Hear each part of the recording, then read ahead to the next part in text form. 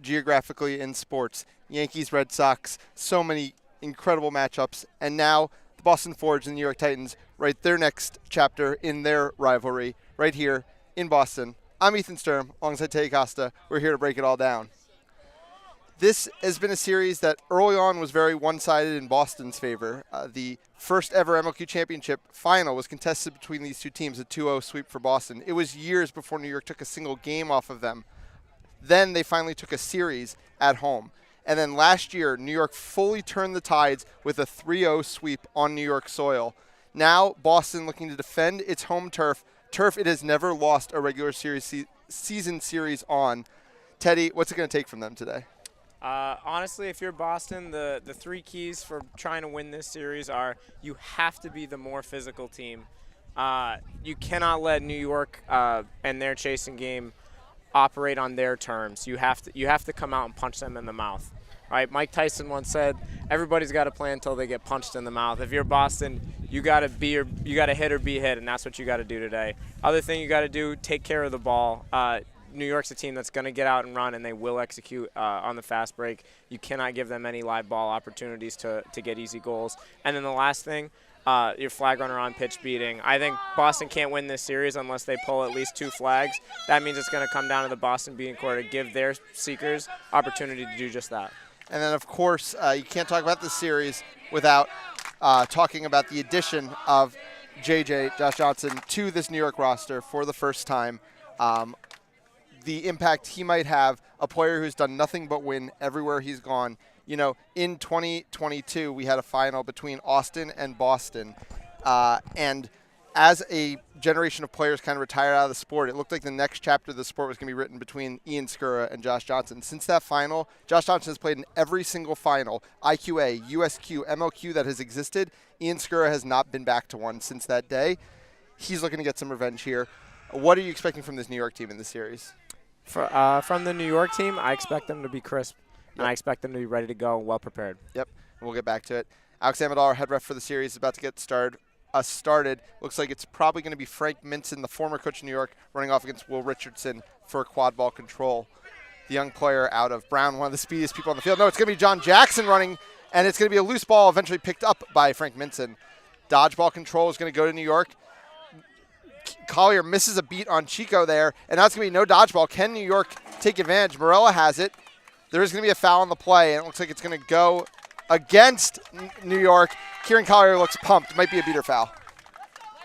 Hey, we got fireworks right away here off the jump, just like you knew you would. Both of these teams have mentioned that their practices have been really intense and focused, ready to come out hard in this one. Yeah, and what you saw in that play is the no dodgeball, but the first line of New York is never going to be an up-tempo line. They've not played that way for many years, the line led by John Jackson, Lindsey Morella. They are clinical, but they are not up-tempo, and sometimes it means it's a little harder for them to get up to big leads. A couple weeks ago against Washington, none of the games started in huge favor for the Titans. They eventually ran away with every one, so that'll be an interesting thing to see if Boston can capitalize on that. Yeah, and I'll tell you what, as a defender, it's really tough to play against because it's hard to keep focused for that long because they move the ball so well that you have to be ready or they will score. They score at a really efficient rate, but it just wears you down. It's so hard to play defense for that long. Looks like it's going to be a dodgeball turnover is the call. No cards on the play. John Jackson, a blue card now on Christian Barnes. I would love a behind-the-back beat here from Kiki. Not going to go for it. Collier gets beat. It goes over to Minson. Minson goes right around Frollo. Goes top hoop, can't get it. Leary has it behind. Leary pumps once, pumps twice. The young player from Emerson, the rookie, gets first goal of the series. Great finish on that, but my goodness, that was almost a top 10 behind the back through the top hoop. And Richardson goes end to end. Nobody puts a hand on Richardson. Some honestly very passive defense there from New York. Richardson runs right off the field. It's a tie game, 1-1. A good job by the Boston Beaters to get out there in front, clear a path. We said it in the pregame, like New York, don't get outworked. Don't let Boston be the more physical team. Morell's going to bring the ball down here. Havlin and Chu sub in early to this game. Usually it's a full shift of Collier and Dillman first. Boston not messing around this time. Havlin and Chu are on the field with control. Interesting. I wonder if that's matchup based on New York also switching their beaters out. Yeah, Devin Lee, an absolute force in MLQ on the field. on the New York side. Ball's going back around to Minton in the back, bobbled. Hickbot steps out to him, goes over to Morella. Frollo gets beat by Lee, and now it's Andrew Steinberg who's going to have to stop John Jackson. Can't even get a hand on, and Jackson easily pushes it through. And, you know, when you talk about two incredible drivers like John Jackson and JJ, the question is going to become who's going to be the point defender for Boston who can do something about it. But it might not matter because, again, it's end-to-end without any contact. Skura has the ball. Skura looks for the middle hoop. Skura scores. I don't think anybody's hit anybody in this series yet, and it's 2-2. Yeah, I don't know, man. Maybe it's because I'm old school, but what are we looking at? Can somebody hit somebody? Jeez. All right. Hey, we like scoring in this league, but my goodness. What are we looking for? Go get somebody, please. Jackson's going to bring it down once again. Dodgeball control did stay with Boston. New York basically had to throw everything forward in order to get that opportunity. And it's Janice Liu playing alongside Devin Lee for New York. Minton has it on the wing. Shu with the beat. Havlin might have a chance to press, but he's going to have to make good decisions here, and Morella is spreading it out well. Oh, Morella just hits Jackson on the cutting pass. Hickmott does enough to disrupt it. Leary, though, gets behind, rips a shot through. Hickmott with the Outlaws special on that hoop. Worth a shot. Listen, I have nothing but good things to say about Steinberg as a player, but these last two defensive possessions, he's looked terrible. Yeah. Max Havlin waited to press to make sure that Jackson was covered, comes up and gives up the back door like he's not even standing there after the possession before looking for help on a one-on-one drive. And, like, if your help's there, you can still hit. So Steinberg looks a little out of it so far in this game. Yeah, and with the no resets of MLQ, I mean, Lindsey Morella had no options until John Jackson just exploded out of his box open. That's a great point. There's only one place to go. And now Jackson's trying to pull Andrew Steinberg back across the keeper's own line. Would be a turnover, but Steinberg smartly loses the ball forward, and Emily Hickmott's able to pick it up. Great job by Hickmott and Frollo to go try to pry that ball away. And now Frollo's going to hit the lane. Frollo, the long shot. Not sure that's the look that Boston wanted there. And meanwhile, Devin Lee's going to take an exchange on Lewis Shu. Could mean control. No. Max Havlin cleans it up.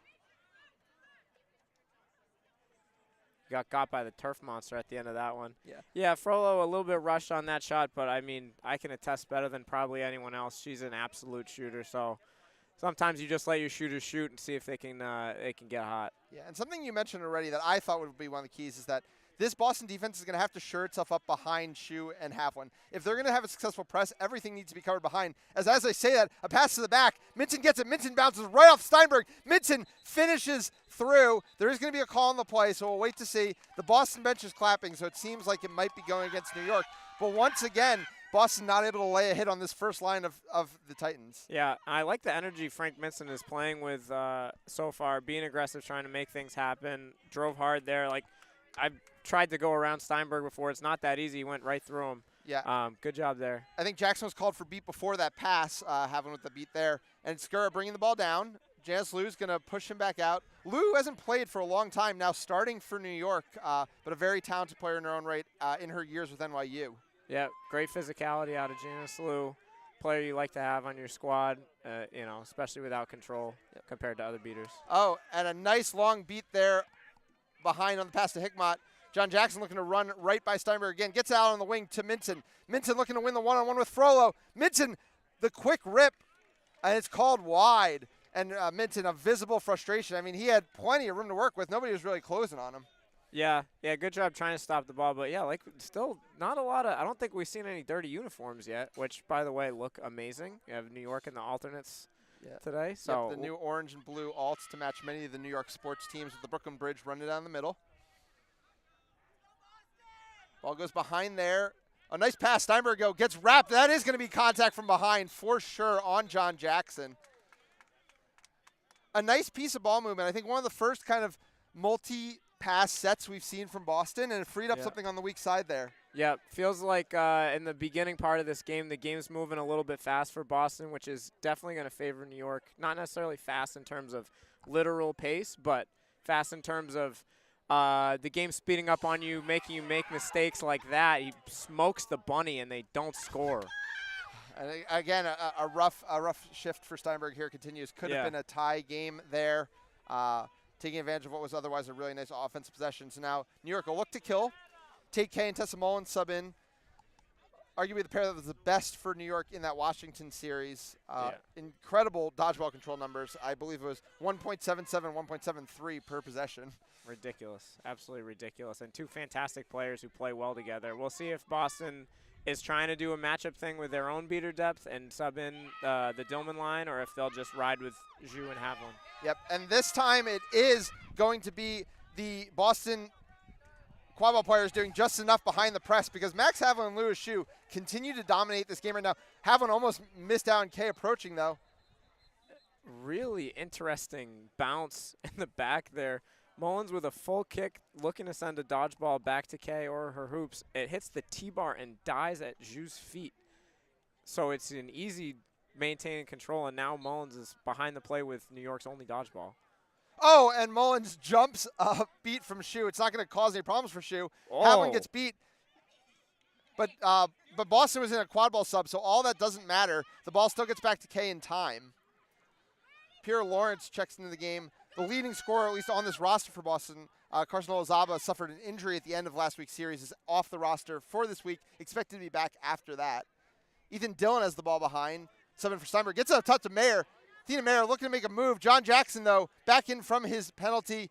Oh, can't actually make the tackle. Now Lawrence has it. Lawrence floats at middle hoop and hits, and we are all knotted up at 3. Wow, great toughness right there from Mayer to get that pass off. Tough to make a play with 2 hands on the ball, none on the broom.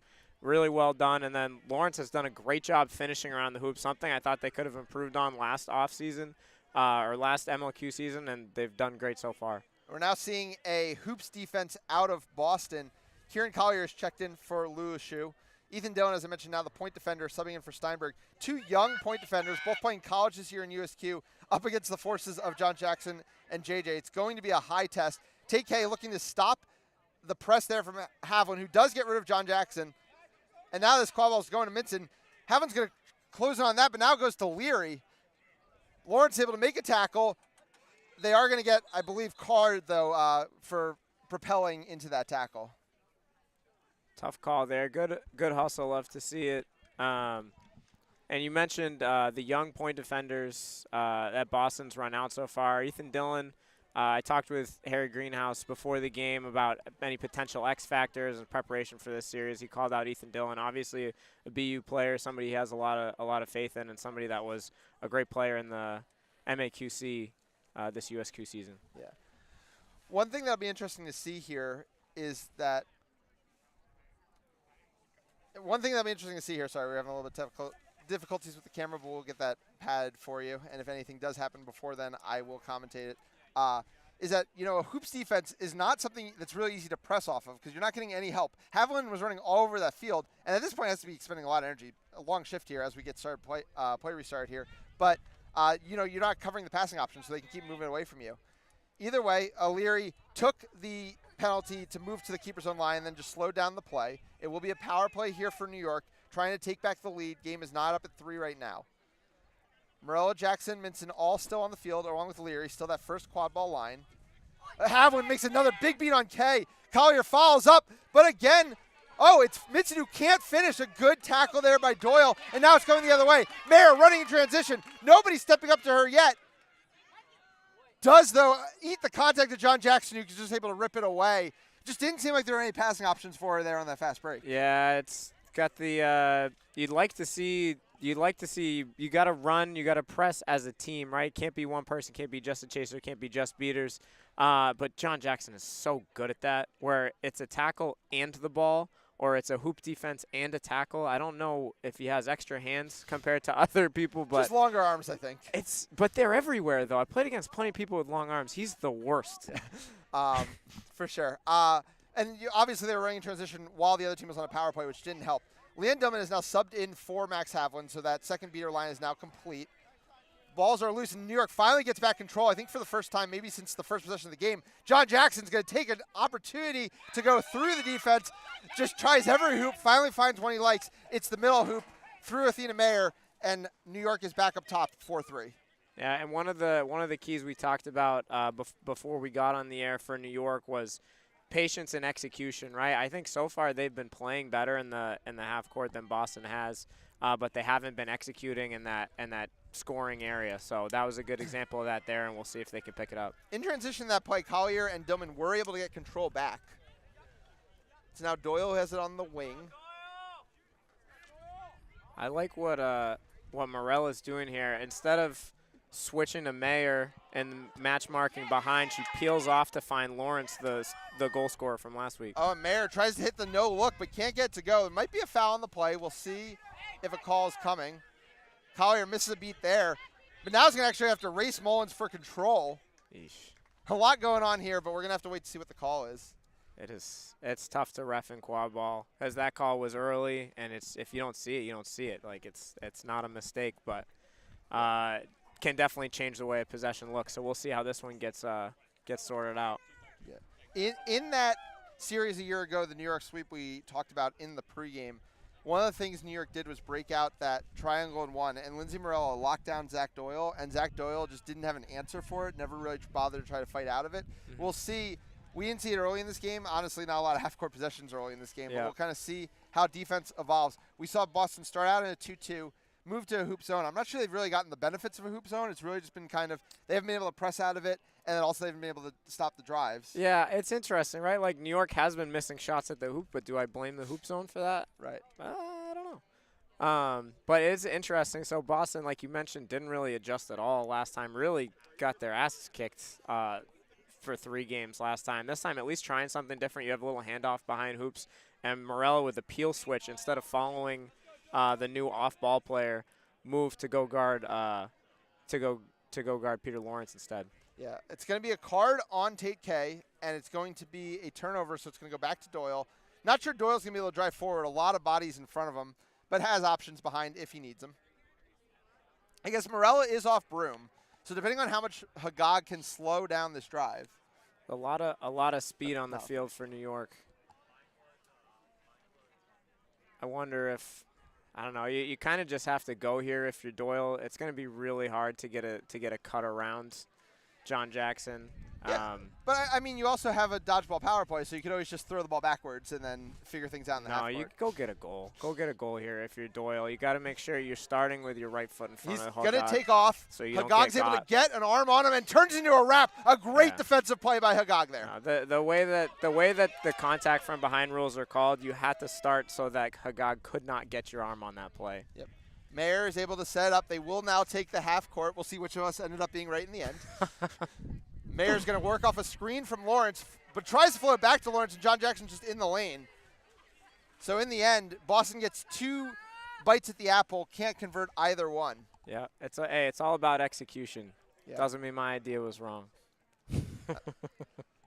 So Hagag's going to bring it down, looking to kill the power play. This would be the second power play that New York has killed already this game. They killed the John Jackson one early on. Still with a 4-3 lead. Once again, facing the control of now Collier and Dillman.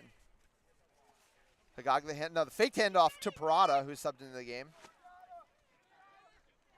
Boston doing a good job trying to protect against the hammer beats on the end of their zone. It's going to be another press opportunity, but again, it's a press opportunity with 3 people staying at the hoops. Dillon's able to make the wrap. Collier's beat is blocked, though, and now Kay is able to get control off of it. And then it's a big beat, I think, by Dillman to force turnover. Lawrence is going to run. There is nobody in front of Lawrence. This is a tie game. Puts it through. A little pizzazz at the end of that. Good patience by the Boston defense. Good job communicating, right? It looks like you just ran to a tackle, ended up getting beat, but that was a really good job by the beater crews just subbing off now. I think Mullins had a couple of beats on the end of that zone. Boston communicated, got around it. A lot of chess. You don't always see it if you're just looking at the ball, but a lot to look at there if you're a young player watching film. Molly Potter subs into the game. Parada's bringing it down the near side. We do get a switch to a 2-2 here now from Boston out of that hoop zone. One of the things I liked about Boston in the Charlotte series was they played Mark, they played hoop zone, and they played 2-2. Oh, Zach Doyle, a nice little ball control there. It's able to do enough to get Peter Lawrence going. Lawrence gets it out to Dillon. Dillon can't handle a loose ball. Now has it. Take K closing. Rips a pass across to Lawrence, and Lawrence just gets denied by 2 defenders. Not the shot you want there. Good composure there, though, by Dillon with Kay running down on him. Yeah, after they picked the ball up, that was good composure. But how about the hands on Morella? No rebound. It's kind of hard to take a shot from 1 yard away and have it and just catch it. Pretty impressive. Can't say enough about the skill of Lindsey Morella in just about all aspects of the game. Extremely tough to play against in game plan 4. Jason Ing and Christian Barnes now the beater pair for New York. Kieran Collier wins another beat. I think got Morella before that pass. Yeah, it's being called. It's being called. The Boston press remains relentless. Veteran move by Parada to make sure the ball ends up on the end line instead of where they were standing. I thought Collier got out front of the play in a way that was going to lose some control. It is going to happen as Ing's able to outrun it. Dillman almost able to solve it there. Collier went for running for the pass break, but because of that pass from Morella, there was no quad ball follow-up. Ing's going to win a beat there. Barnes is going to throw. It's going to be no dodgeball. Dillon looking to drive. Dillon goes all the way through. Dillon scores. Boston has its first lead of the game. How about that? Welcome to the league, young fella. And second most, top 3 most prestigious rivalries in the league. How about that? A moment he won't forget. I think it's number 1. I feel good about that. Yeah. I'll say. I still hate him. I'm not playing.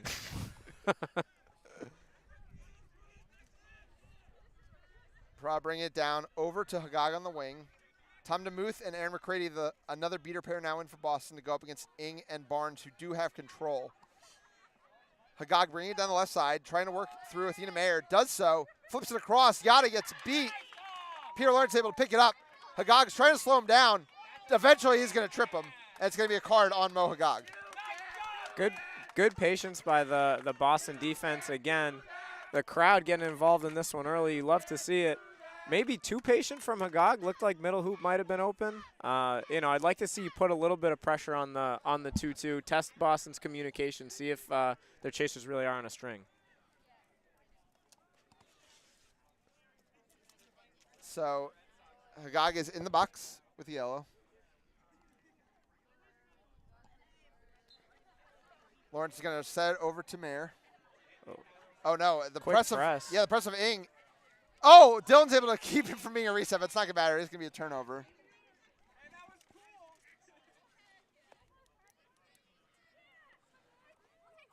Ing is one of the best pressers in the sport just because of the speed and athleticism he possesses, and just kind of pulled a press out of nowhere there and kind of caught Boston off guard almost. Yeah, it was a convenient place for New York's dodgeballs to be on the restart. Good job by Barnes and Ing to capitalize, because Boston wasn't really in a position to attack. Mike Lee checking into the game and has the ball on the wing here, trying to get by Doyle. It's going to be a jersey grab. Potter has the ball in the lane, considers a shot twice. DeMuth misses. Potter, top hoop, puts it through. Bar down. That's where Mama keeps the cookies right there. Top shelf. And I love the vintage Mike Lee move right there with the little forward pivot, shoulder shake to set that up. Great finish by Potter. And that's another penalty killed for New York. They've killed all 3 that they've faced. Dillon bringing the ball down the far side, looking for Delk, floats it over the top of her. Tough one. Oh, Hagag's going to make a wrap there on Richardson. No call away. Oh, the ball gets batted across to Dillon. Did Dillon just underhand throw that through a hoop? After he was beat, who knows? That was absolutely wild, but it's working out for Boston. I don't know if Boston can survive a whole series of plays like that, but they'll take the goals where they can get them, because this is typically a really staunch New York defense. Yeah, that was pure havoc as New York gets the lead back, and Josh Johnson now checking into the game for the first time. Later than I expected. An immediate hoop zone out of Boston. Tom DeMuth's able to make a press out of this. Yeah. JJ is out of the play. Morello, though, has it. It's going to be Potter and Morello trying to keep this possession alive, and now it's Lee behind. There's no beat in the right spot. Did McCready miss that beat? No, called beat before. But again, that kind of imperfect dysfunction between a hoop zone and a press. Yeah, and I will say, like, I talked a lot about New York needs to be the aggressors and make Boston reactive. I don't know that's working out for them right now. Boston is thriving in the chaos, and New York is typically a team that is surgical, like you said, clinical. They know what they want to do. Eventually, they get their look. They execute that look. I think it's thrown them off a little bit here in Game 1. We'll see how the teams adjust going forward. I just really thought coming into the series that New York's beaters would be able to establish more parity with the Boston beaters than they have, at least so far in this game one. Not to say that they can't turn this around over the course of the next 2 games. There's so much talent within the beater course on both sides. Boston, I mean, to their credit, didn't go into their depth early. They kind of ran Max Havlin into the ground on that first shift, and it was kind of almost a threat to this New York team. Hey, you beat us, you swept us last year, but we didn't have Max Havlin, we didn't have Louis Shu. We're going to throw them out right away. Show us what you've got. And, I mean, so far all they've got is a 1-point deficit to the Forge. And the rest of the matchups are holding strong as well, right? Boston's in their depth now, and that really is the strength of this team is the beater depth. To have Tom DeMuth and Aaron McCready as your third full pair is pretty incredible. After running Kieran Collier for a shift and a half, they came in to play with Havlin at one point. So we'll see. I mean, the New York beaters definitely can do better than parity against Boston, but it's not an easy task. And if Boston's beaters win, it's going to really help them to try to win this series. Ethan Dillon subs out after a very good shift. Abe Benningson's going to take over the green headband. Sam Magner has the ball on the near side, gets it back to Richardson. Richardson gets pressed by Ing.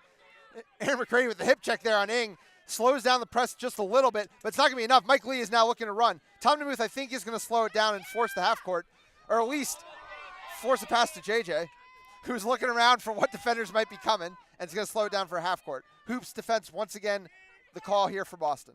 Very young, very undersized line here for Boston. Oh, and right away, first half court possession that JJ gets to play offense, and just the touch shot that we all have seen a million times. A nice hammer there from the beaters. Devin Lee clearing the hoop, and just so easy and clinical. Perfect timing. Very, very well done. If you're Boston, you don't want to let that happen again because that's way too easy. New York, one of the best teams in the league at doing that. I'm also a big fan of Chicago. I think they're on their P's and Q's and looking for it and executing it. Beater subs in here for Boston. And it's going to be another press here. Lee leading the press. Richardson's just going to slow it down. Nobody pressing to him, so he is going to be able to reset it, get some players back in the play. Curious to see the we talked about the beater depth being the strength of this Boston team. The chaser depth isn't, right? These are a lot of good players on the field, but they're playing against grown adults with championships. A lot of college players, good college players on this team as Richardson rips one off the middle hoop there. And Josh Johnson's looking to run. Has Lee sprinting down the left side. Fakes around Benningson. So easy to Morella. Morella never even bothers to hold on to it, pushes it through. And just like that, New York's back out on top. Oof, that's tough. That is a tough move. I remember trying to guard Josh in my last year in the league, and he gets sideways faster than you, which makes it really, really tough as a defender. And then Morella is just the best in the world at around the hoops. She's just showing off. Makes it look easy. And he was still young back then. He wasn't the best player in the world back then. No, he was that quick as a child. Look at the weight he's put on his shoulders. My goodness. Benningson bringing the ball down in the man. lane. Gets it over to Delk. Delk gets it back on the bounce. Well handled. Looking for the top hoop, but Josh Johnson shuts the door. And that's one thing I noticed from the USQ season. Johnson's become a much better defender as well. Really good at cutting down angles and getting hands on those shots and passes. Yeah, good job of making sure that you're always improving your own game, which is something I talked with Lindsay Morella and Ian Skura about too, and that's something that they've been focusing on as well. Yep. A lot of the footprints of the NYU program on the field right now for this Titans team that a lot of this backbone's made of. But it is still Josh Johnson hitting his favored hoop, making it all just look easy. That is too easy. What we're seeing right now, I think, is an example of the more experienced lines on Boston were able to see that beat coming and switch out of it and at least make it tough so that the timing wasn't so easy. And these players at the hoops don't have it all the way down right now. Like, no fault to them. But New York is getting whatever they want around the hoops. And if you're a Harry Greenhouse, you got to be real careful about which direction the score goes now that we're settled into half courts. Yeah, and it's going to be another press attempt here from Lee. A floater. Johnson just barely gets a hand on that. I think that was headed for the middle hoop. He's covering a lot of ground back there, which is really important with only one at the hoops. Again, a great example of New York, one of the best teams in the league the last few years at switching up defenses. Meanwhile, you see Boston with this line going back to the well 3 times in a row. Puts a lot of pressure on Dillman with the only dodgeball to hold it down. Yeah, it'll be interesting to see because, New York has not gone into its depth in this game. Lindsey Morel has played the entire game. We've seen a ton of minutes with Molly Potter and Devin Lee as Mike Lee's looking to drive here and finish his top hoop. Yeah, We're great finish. I wonder if it's going to be beat first. Yep. Looked beat first in my eyes. But, yeah, no, you're right. Like, I'm surprised Boston's in their chaser depth right now. It's game one. The weather's beautiful. It is not hot here. What they're doing with the beater depth, right? They're all the way down. Dillman's not even playing with Collier. They're playing with Ufuk. Great young player. Played well in the first series. It looks like it was beat before. Yeah. So we'll see. There's a chess match going on, as always. Yeah, I mean, we have seen team as JJ is going to look to drive here. Goes right around Bennington. Puts it through. Again, we're going to have to wait for a call. Oh, it's going to be a timeout. That is 4 goals in a row, a 4-0 run, 3 of them from Johnson, 1 assisted by Johnson. And that is the effect of a player like JJ, why a team would be so happy to get him because, all he's done is win. And, again, that's the benefit of, you said you were surprised he checked in late in the game, but kind of checks into a situation where he can first see the game, but also control it maybe against the depth of the opposition. Yeah, I mean, I guess if you're looking to maximize his efficiency and you already have an embarrassment of riches with John Jackson on your first line, even Mo Hagag, been around forever, played every position, knows what it's like to play at a high level, plays really well with this squad. Like, you don't have to play him too early. On the other side, if you're Boston, you don't have New York's chaser depth, right? Like, that's one of the things for this game, for this series, if you're going to win, if you're Boston. You got to make sure you're giving yourself maximum opportunity to win. But, it says that Harry Greenhouse believes in these players that he's putting out there. They're all great players. We'll see if they can step up to the challenge. Yeah, and like I said, I mean, you can never call a franchise like Boston a true rebuilding team, but just in terms of how young their quad ball game is, how many college players are playing, this is a season where I don't think Boston can maximize its potential by just trying to limit through 1-2 lines starting, in mid-June. True. That said, we've seen situations where teams play through their depth in game one. We saw it from Detroit in the series where they lost that game kind of playing through their depth even when it was kind of neck and neck at the end. And it's possible they could have stolen that series from Chicago and put themselves in a position to win the North Division if they had won that game one, but they chose to play through their depth. So, sure, Boston could be thinking we'll play through our depth game one and maybe condense games 2 and 3, but that can cost you a series. Yeah, no, I mean you're only playing 3. Every game matters, but it's a short-term, long-term thing too, right? That's a philosophy thing I always had as a blind spot in my coaching. It's coming across live on air right now, right? Like, hey, you go when times get tough, you go to the players you trust. New York's got a lot of them. Boston's trying to marry the players that have been around for a long time with these younger pieces, and it's true that is the only way that you're going to get better, right? Even Ian Skura, I asked him in the beforehand what kind of things he's doing to help the younger players on the team. And the biggest thing for Ian was just giving them space to grow, space to mature. And, I mean, we didn't touch on this, but that's something I feel like even back in the day, me and Jake Archibald could have done a lot more of to help him grow sooner and faster. Yeah. And it looks like Boston used their timeout in the 20-minute timeout to be able to take subs. And we're seeing now a lot of those veteran players, the players who got them this lead early in the game. It's looking like Collier and Havlin are going to be the beaters, and also Athena Mayer and Pierre Lawrence, Zach Doyle, and Ethan Dillon, I mean, showing how successful he was in that shift to earn more minutes here. Yep. Yeah, I thought Ethan Dillon had a great shift. And, hey, we talked about it before. The magic number was 1.5 flag grabs. We'll see if Boston can pull one here because they're going to need it. Hagag's getting the first shots here as Pierre Lawrence looks to drive off a screen. Molly Potter tries a wrap but can't get to go. Lawrence has their fourth goal of the game, and it's 9-7. Well executed flag runner on pitch offense right there. Way to be patient and make sure you got the goal. I apologize. Third goal of the game there for Lawrence. John Jackson now in. Havlin's able to get rid of Hagag. Oh, but miss. Oh, no, does make the beat on Jackson. No, does. I don't know. We're going to have to wait for the ref to decide. Yeah, hard to see from here. We'll see what happens, but on tea time this week when we recorded, Tyler Trudeau's pick for X Factor in this game was Max Havlin. He said he's the reason Boston could win this series. We'll see how it ends up. For a decade now, he's been the reason that Boston can win a lot of series, if we're being honest. Yeah, I mean, Having been on the receiving end of both of those for a lot of time, that's hard to argue against it. Yeah, Jackson was called beat, so now Lawrence is looking to drive. Lawrence streaks off one, gets off another, takes a hit from Johnson, ball gets free. John Jackson gets there first and is able to corral it.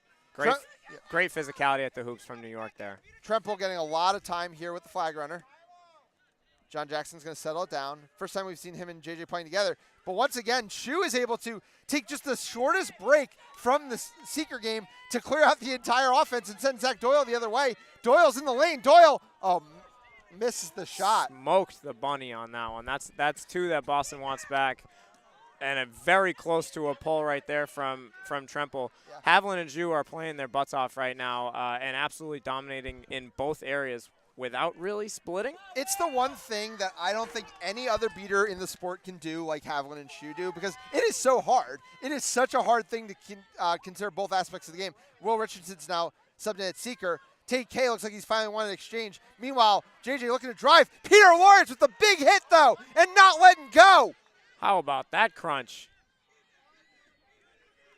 Meanwhile, Jason Ng has the sock, and it seems like the flag runner is nodding that one off. There's going to be a discussion, but it was just that moment in time, Tate K finally winning an exchange with Haviland and Shu to create an opportunity, and Jason Ng might have capitalized. Didn't just win, dominated it. Boston was out of sorts. It wasn't like just control went that way. Everything went that way. Richardson didn't get a shot, but Tremple had the flag in his hands. Really good example by both teams there of a good back and forth of flag runner on pitch beating and good execution.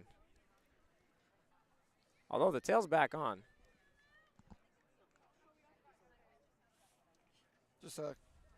Alex Amendo's going to give us, yes, he's calling that one good. Ng with the catch.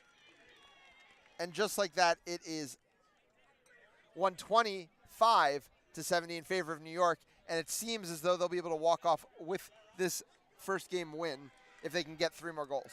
Yeah, it's going to be tough sledding. That's why we said the emphasis was going to be on actually pulling flags if you're Boston, not even just beating. So, hey, we'll see. If you're in this situation as a team, you got to come out one possession at a time. Oh, and just lofted across. Nobody covers Molly Potter. She puts it through. 13-7 now in charge of New York. Really, that catch couldn't have come at a better time because it actually got Josh Johnson stood up from a dog pile that was eventually going to result in a Boston turnover, and then is able to find Molly Potter on the far side. And he just pulled it out of Peter Lawrence's hands like they weren't there. Also an incredibly strong human being. Yeah, that's tough. That's tough right there. So Boston looking to muster a little bit of positivity here in the end. New York only needs 2 more. It would take 8 from Boston to get back into this one. Yeah, and that's what happens when you dig yourself a hole with execution. New York, once the game got going, kind of settled into their strengths, and they've executed better so far. John Jackson's able to wrap up Athena Mayer and just take it right off of her. Tessa Mullins was coming with a beat either way, so not sure it would have mattered. Josh Johnson now in transition. Dodges the beat from Shu, goes right by Mayer, just floats it across, easy as can be. New York has scored 6 goals since they were down 6-5. It has been 3 Josh Johnson goals and 3 Josh Johnson assists. Yeah, he's everywhere right now. If you're Boston, you're seeing double, and especially powerful right now for New York to finish a game with John Jackson and Josh Johnson, because one of them is going to have the green headband. In this case, it's John Jackson. They cover so much ground, right? So they're showing you 2 at the hoops, but they're flying around, able to deflect passes and try to get out and run. And then in transition, they both demand multiple defenders, which leaves great goal scorers like Lindsay Morell and Molly Potter open. And in transition once again, though, this time Josh Johnson did not see Max Haviland coming. Pierre Lawrence just ends up kicking the ball away just to prolong the game. Dodgeballs are on the ground. Shu is going to have one. I think it needs to be an inbound somewhere. Oh, it's going to – Lawrence ended up with the ball. Not sure who touched it to force it out, but – maybe a deflection on the kick. Yep. Michael Brad is going to intercept that ball. Lee now into the game, clearing out quad ball players. Prada gets across to John Jackson. Jackson steps up, but Havlin's going to meet him. Havlin, though, misses the beat. Lee makes the block on Shu. Parada's in the lane. Parada, the no-look floater, puts it away and sends us home here in game one. Once it's called good, it is going to be a 155-70 win for the New York Titans. You know, Boston gave them their best punch for much of that one, but it was the shift of Josh Johnson along with, you know, Boston playing through its depth that kind of shifted the tides. And then when it mattered most in the flag runner game, Boston had its opportunities. Tremple not able to convert. Jason Ing with one shot converts, and that was the game. Yeah, no, that really was the game, and that's the difference between good teams and great teams. How you respond to adversity, how you respond to being down, you know, getting punched in the face a little bit at the beginning. The game was really hectic, and then New York was able to impose its will in crunch time. That's what great teams are able to do. They settled the game down to that clinical pace, and then they were clinical. And the end of that game, they were better in the finishing area, and that's what mattered. They got the stops on their own end, and they got the easy looks, and they converted all of them at the end of the game. Yeah, and I mean, in a lot of ways, Boston gave a good punch. You know, the beater game was very solid. And I think if Boston's going to need to get back into this, it's just going to need a little bit more from their stars. You know, Scourge just the one goal in that game. Mayer, no goals in that game. You know, these top-line players, Doyle, no goals in that game. Really relied on, you know, other players like Lawrence and Dillon to contribute a lot. So we'll kind of see what adjustments they can make. Can they get bigger performances going into game two here? Because, I mean, the series is definitely up for grabs. That was not a one-sided game by any means. It wasn't until the end, right? I was trying to think of how to put the score in perspective because you look at it, it felt close, but it wasn't. And at the end of the game, it wasn't. And at the beginning of the game, it wasn't. We had Minson missed a couple around. Like, New York was the better team all the way through that game. Eventually, the score came out to reflect that, almost like the Washington series. With that said, our eyes didn't lie to us. Boston was there on a lot of possessions, but it's just about executing when it matters most, and so we'll see who's able to do that going forward. Yeah, we'll be back in a few minutes. We'll try to get you an interview between games, and we'll be back for game two right here on the MLQ Network. For myself and Teddy, thanks for watching. We'll see you in a few minutes for game two.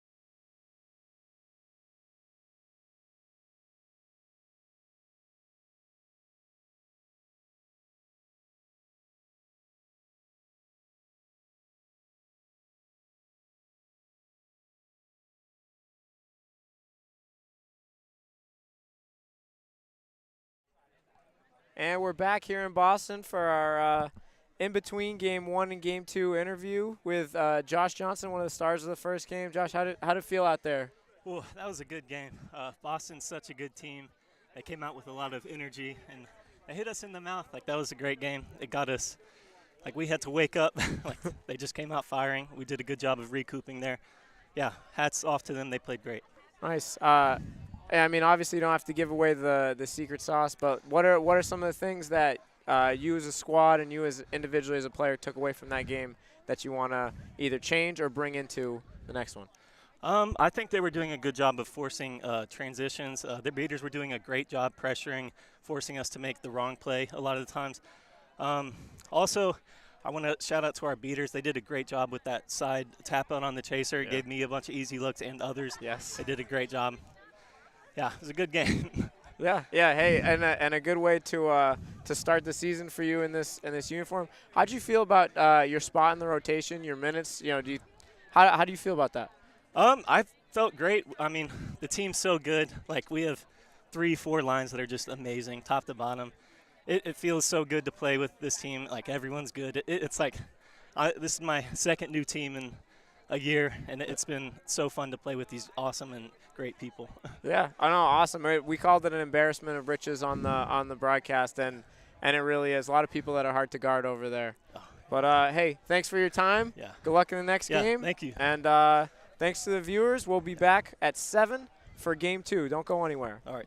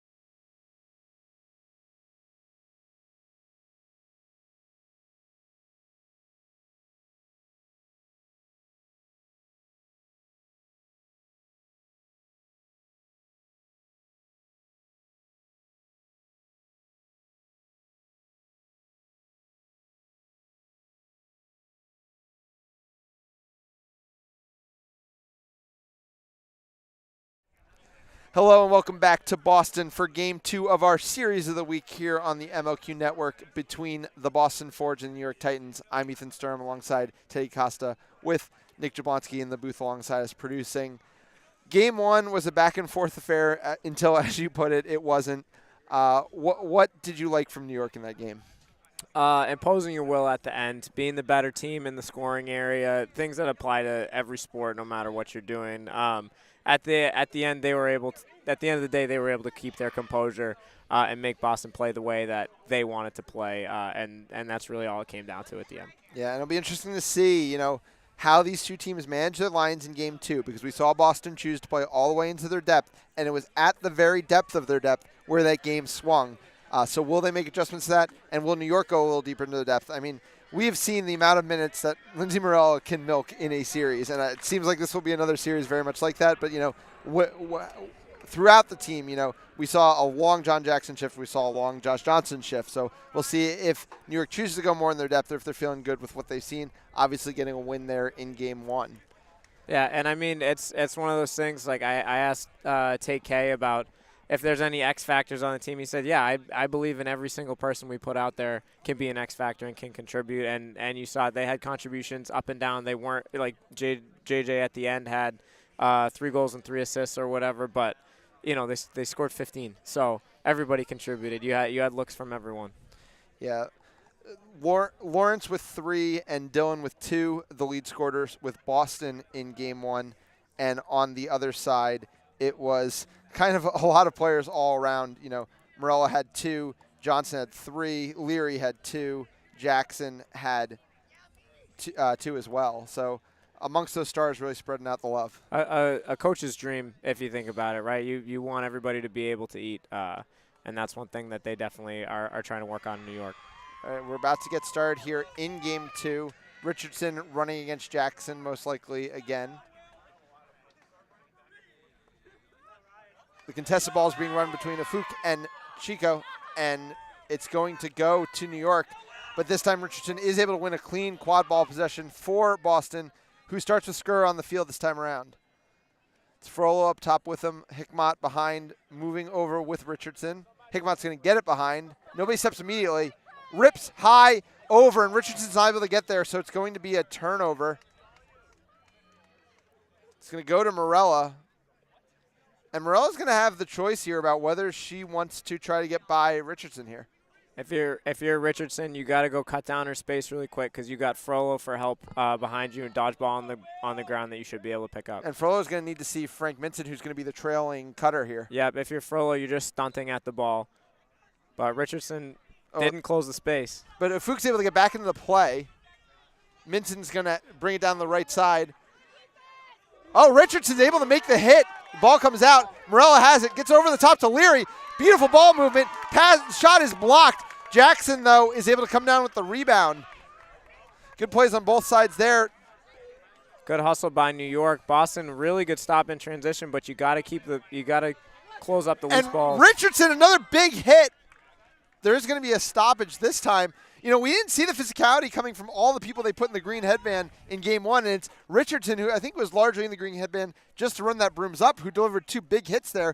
A real big change there from Boston. Richardson, a very, very good athlete from the Brown program, extremely strong kid, very shifty, athletic, doing a good job setting the tone energy-wise here to start. Yeah, Boston's going to need more of that. We're still waiting on that call. And I know there was a chase down of a dodgeball that was going over the hard boundary in the back, maybe a question of who was off of, who's going to get possession. Looks like 2 fouls on the play.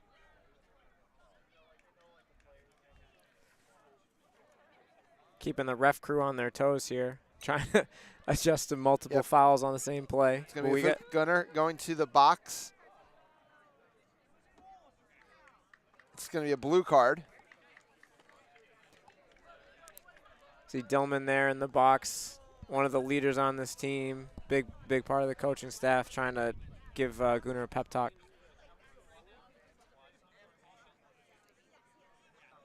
Oh, and Leary is going to the box as well. Did not hear what that foul was for. Oh, it seems like it's a sideline foul, and Leary's going to serve the time. Oh, interesting. That's tough. We'll see how both teams can overcome in this kind of bizarro double penalty world here. There are 5 players around Minson, so I think he's going to need to pass. Does end up rolling one over to Morella. Morella now has to beat Frollo too. It does so. Gets it over to Jackson. Jackson's going to keep it in the half court.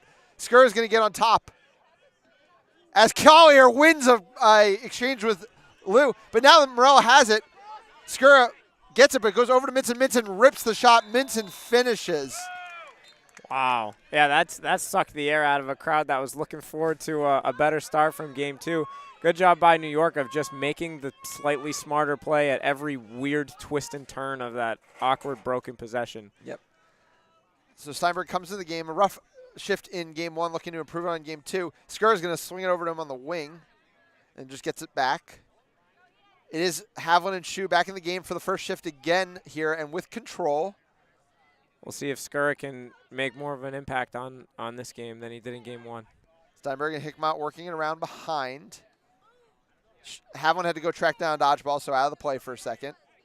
Steinberg, the no-look to Hickmott. Hickmott pumps once, twice, but the shot gets tipped just enough, and New York's able to hold on for a stop. Good chance there from Boston. We'll see if they can keep stringing good chances together. But the important thing when you're in a series like this and in any series is to string stops together. 2-2 here out of Boston might allow them to press a little easier.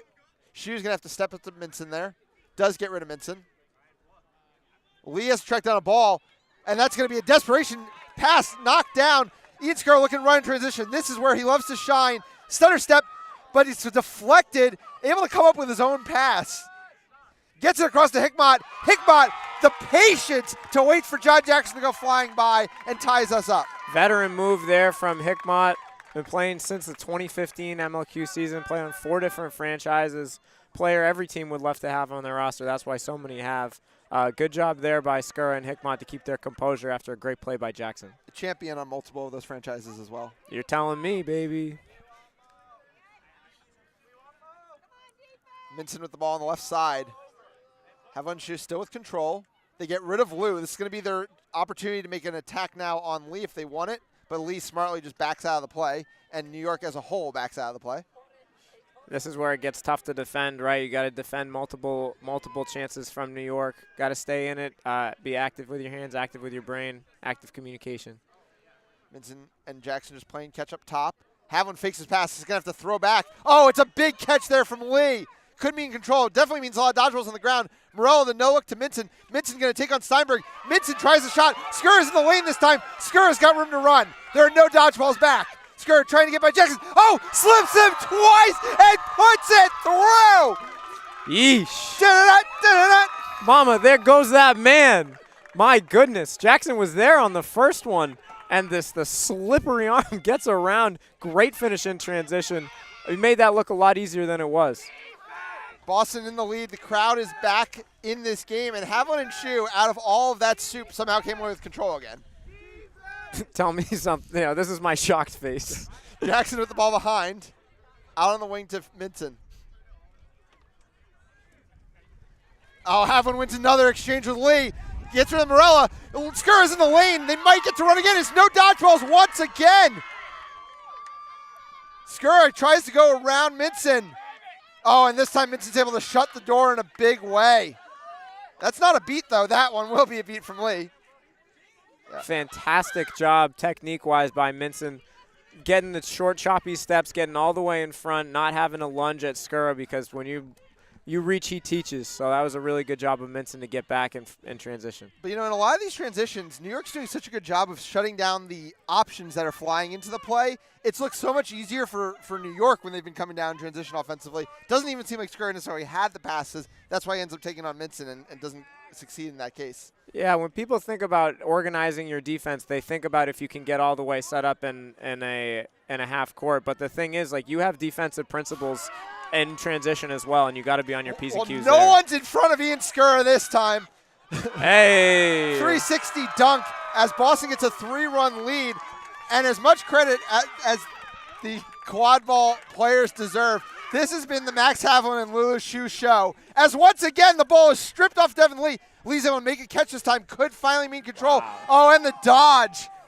Devin Lee says, hey, hold hold on a second. Well, I got a chance here too. Broadcaster curse there. Frollo, a big hit there on John Jackson. Is able to stop the goal, and Lindsey Morello just has to kick it away because Max Havels come back in the play. Huge play there by Frollo. Everybody on this Boston team is stepping up right now. Yeah, they're playing with a lot of energy, which you expected after that first game. They're not going to roll over. I mean, that's the number one thing of a Harry Greenhouse coach team is they're going to come out, they're going to play hard, and give you everything that they have. So they've done that so far in this one. Yeah. Skura subs out. Already, Skura has more goals from that first shift than the end of the first game. We talked about how their stars needed to step up. Big shift there. Now we get Dylan and Lawrence coming in. Dylan, a really nice first game there for Boston with 2 goals, and Lawrence with 3. They're playing alongside Doyle and Athena Mayer. We'll see if Dillman and Collier can try to make a play for dodgeball control here. Yeah. Have and shoe the classic finally lose control and immediately sub off. That's how you know they're tired. Lawrence goes right around Morella there. Can't get to go, but a little bit of lazy defending. Very rare from Morella. John Jackson's able to knock down the follow-up shot from Dylan. But, yeah, I mean, you talk about the amount of minutes Morella plays, and there just kind of took her eye off the ball for 1 second. Almost cost them, but they were able to make the stop. Another missed easy one at hoops there. For the Boston side. Good job trying to get penetration off the drive. Morella has it up top. Kay now in at beater. Hagag has it behind. Sorry. Kay and Mullins. Parada fakes a shot. Not going to pull that one against the hoop zone. Collier now going to press. Dylan streaming out onto Hagag. Hagag goes right by him. Eats a beat from Collier and throws it to nobody. That's going to be another turnover. You know, Ethan Dylan made the cardinal mistake of the over closeout where someone just goes right around you, but Collier there to close the door. Yep, yeah, great possession there from Dillman and Collier, and good patient defense from Boston. Still, when you execute, you still get to run. No dodgeball. Peter Lawrence takes advantage. It is a 4-0 Boston run. This is a completely different Boston game. Great finish from Lawrence there. Missed the last one. Made sure not to take any risks on this one. Puts his arm totally through the hoop.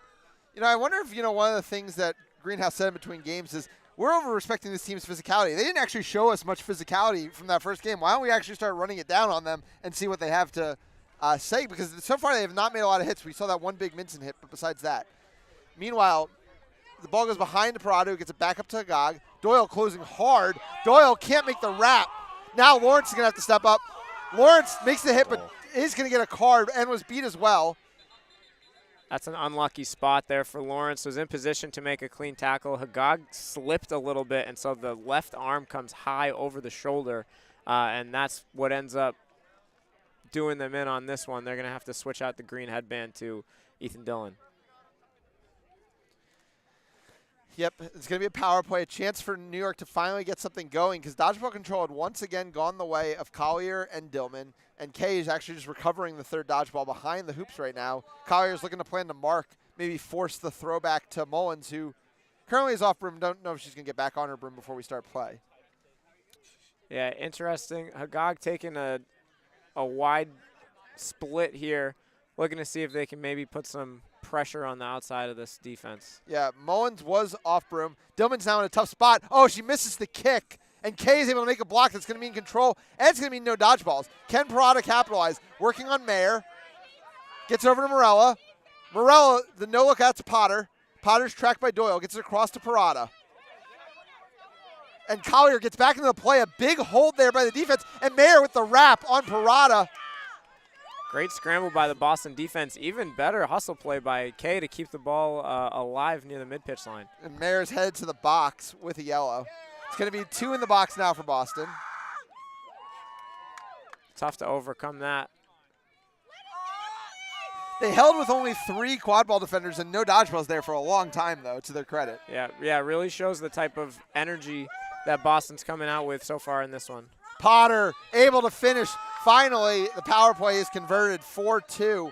New York gets back on the board after scoring the first one and then allowing 4 straight from Boston.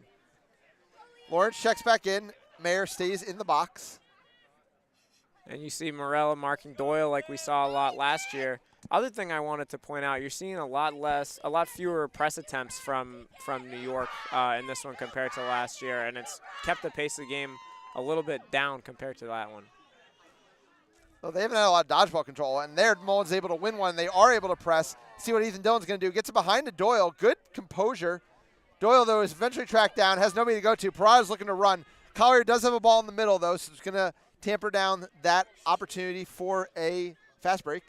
Mullins caught that dodgeball between her knees. Parada tries to get across the Potter. Potter can't quite get to that. Oh, fakes the kick, and that's going to get Doyle out of position. Hagag looking to drive. Hagag, the underhand shot's no good, but Morella is able to come up with it. Boston killed the penalty, but now Tate K's setting up camp in their zone. Oh, and Mullins might have been beat, hard to say. Parada eventually just gets off of a tackle and makes the mid-range shot. I have no idea what happened in that play. I'm going to be completely honest with you. Good execution there from New York. Sometimes, as a player, you don't understand what's going on. Just whoever can play through the whistle better ends up being the beneficiary. We've had a lot of chaos plays in this game. DeMuth and McCready checking into the game now at beater. A good shift in the first game. We'll see if they're able to replicate that here. Yeah. Collier and Dillman struggled to get dodgeball control back from Mullins and Kay. Like we said, that is kind of their specialty. They really showed it in the numbers in in series 1 of their season. Control, though, given very quickly right back there. Dillman with the ball up top. Trying to get by Hagag. Eats the tackle. That's one of those things where, you come out of the college game, you can't assume that you're just going to get by the point defender. Sometimes you got to get the ball out before the contact, not after the contact. Yeah, and as a player old enough to have lived through the one-armed to two-armed split, it's an instance where the amount of space you think you have is different, right? It's obvious I only have X amount of feet or X amount of yards, but how it feels to you as an offensive player, you have to adjust to when can they actually tackle me, and he got caught there. Josh Johnson checks in the game for the first time. As we mentioned a few times, 3 goals, 3 assists in game 1. Turned the tide of that one. They trail 4-3 right now. Lee has the ball behind, gets across to Potter. McCready looking to press onto that, goes up to JJ. Oh, and it's Zach Doyle was able to knock it down. Peter Lord trying to track it to the end line. Can't get there in time. It is going to be New York ball. But Lindsay Morel is not going to have a lot of options. No, her team's coming running down. Good job by Mullins signaling to throw back to her so that way the ball can be safe. Yep, Potter's able to recover it. Finally, Boston able to get a hand on a shot from Josh Johnson. Yeah, after a great pass from Molly Potter to set up the chance. You really throw defense in a rotation when you can move the ball side to side, move the ball from behind hoops to in front. Great pass by Mullins. Okay, good beat on DeMuth. DeMuth is able to keep control, though. McCready safely behind. If you're Boston, you got to stay active here, right? These are the times when it gets tough. It gets easy to miss your assignments. Oh, Potter's going to get beat there. It is going to be a turnover. But hey, I mean, this is Boston throwing back in the face of JJ what Austin teams that he played on beat them with a few years back. Just a really conservative hoop zone, protect dodgeball control under those hoops. Tell the offense, what are you going to do to this? How are you going to force us out of this? They didn't seem to have a lot of answers on that possession. No, they didn't, and it's tough to have answers on that possession. If the defense is executing all of their rules properly, nobody should be open, right? You've coached at practice. You know, hey, this is the defense we're running. This is how we cover this. This is how we cover this. This is how we cover this. If you're an offense, you don't have answers for those, you're not going to score. Yeah, it was a 1.5 attempt there from Tom DeMuth, resulting in a Pierre Lawrence shot that went wide. Jason Ng is now checking into the game. Lee has the ball on the far side. Yeah, tough when the timing isn't all there between your beaters and chasers. McCready's the really early clear-outs of these back quad ball players, kind of trying to restrict the passing options, which makes it even harder to break down effectively a hoop zone. Yeah, harder to make the Boston defense get in a rotation if you can't stretch the field vertically. Oh, Jason Ng just missed a beat that he had clear on the back of DeMuth. That's going to force a press attempt. DeMuth needs to make that beat, does it, and the Boston Beaters continue to cook here in game 2. Boston Beaters are absolutely going off all the way through the depth. Fantastic job.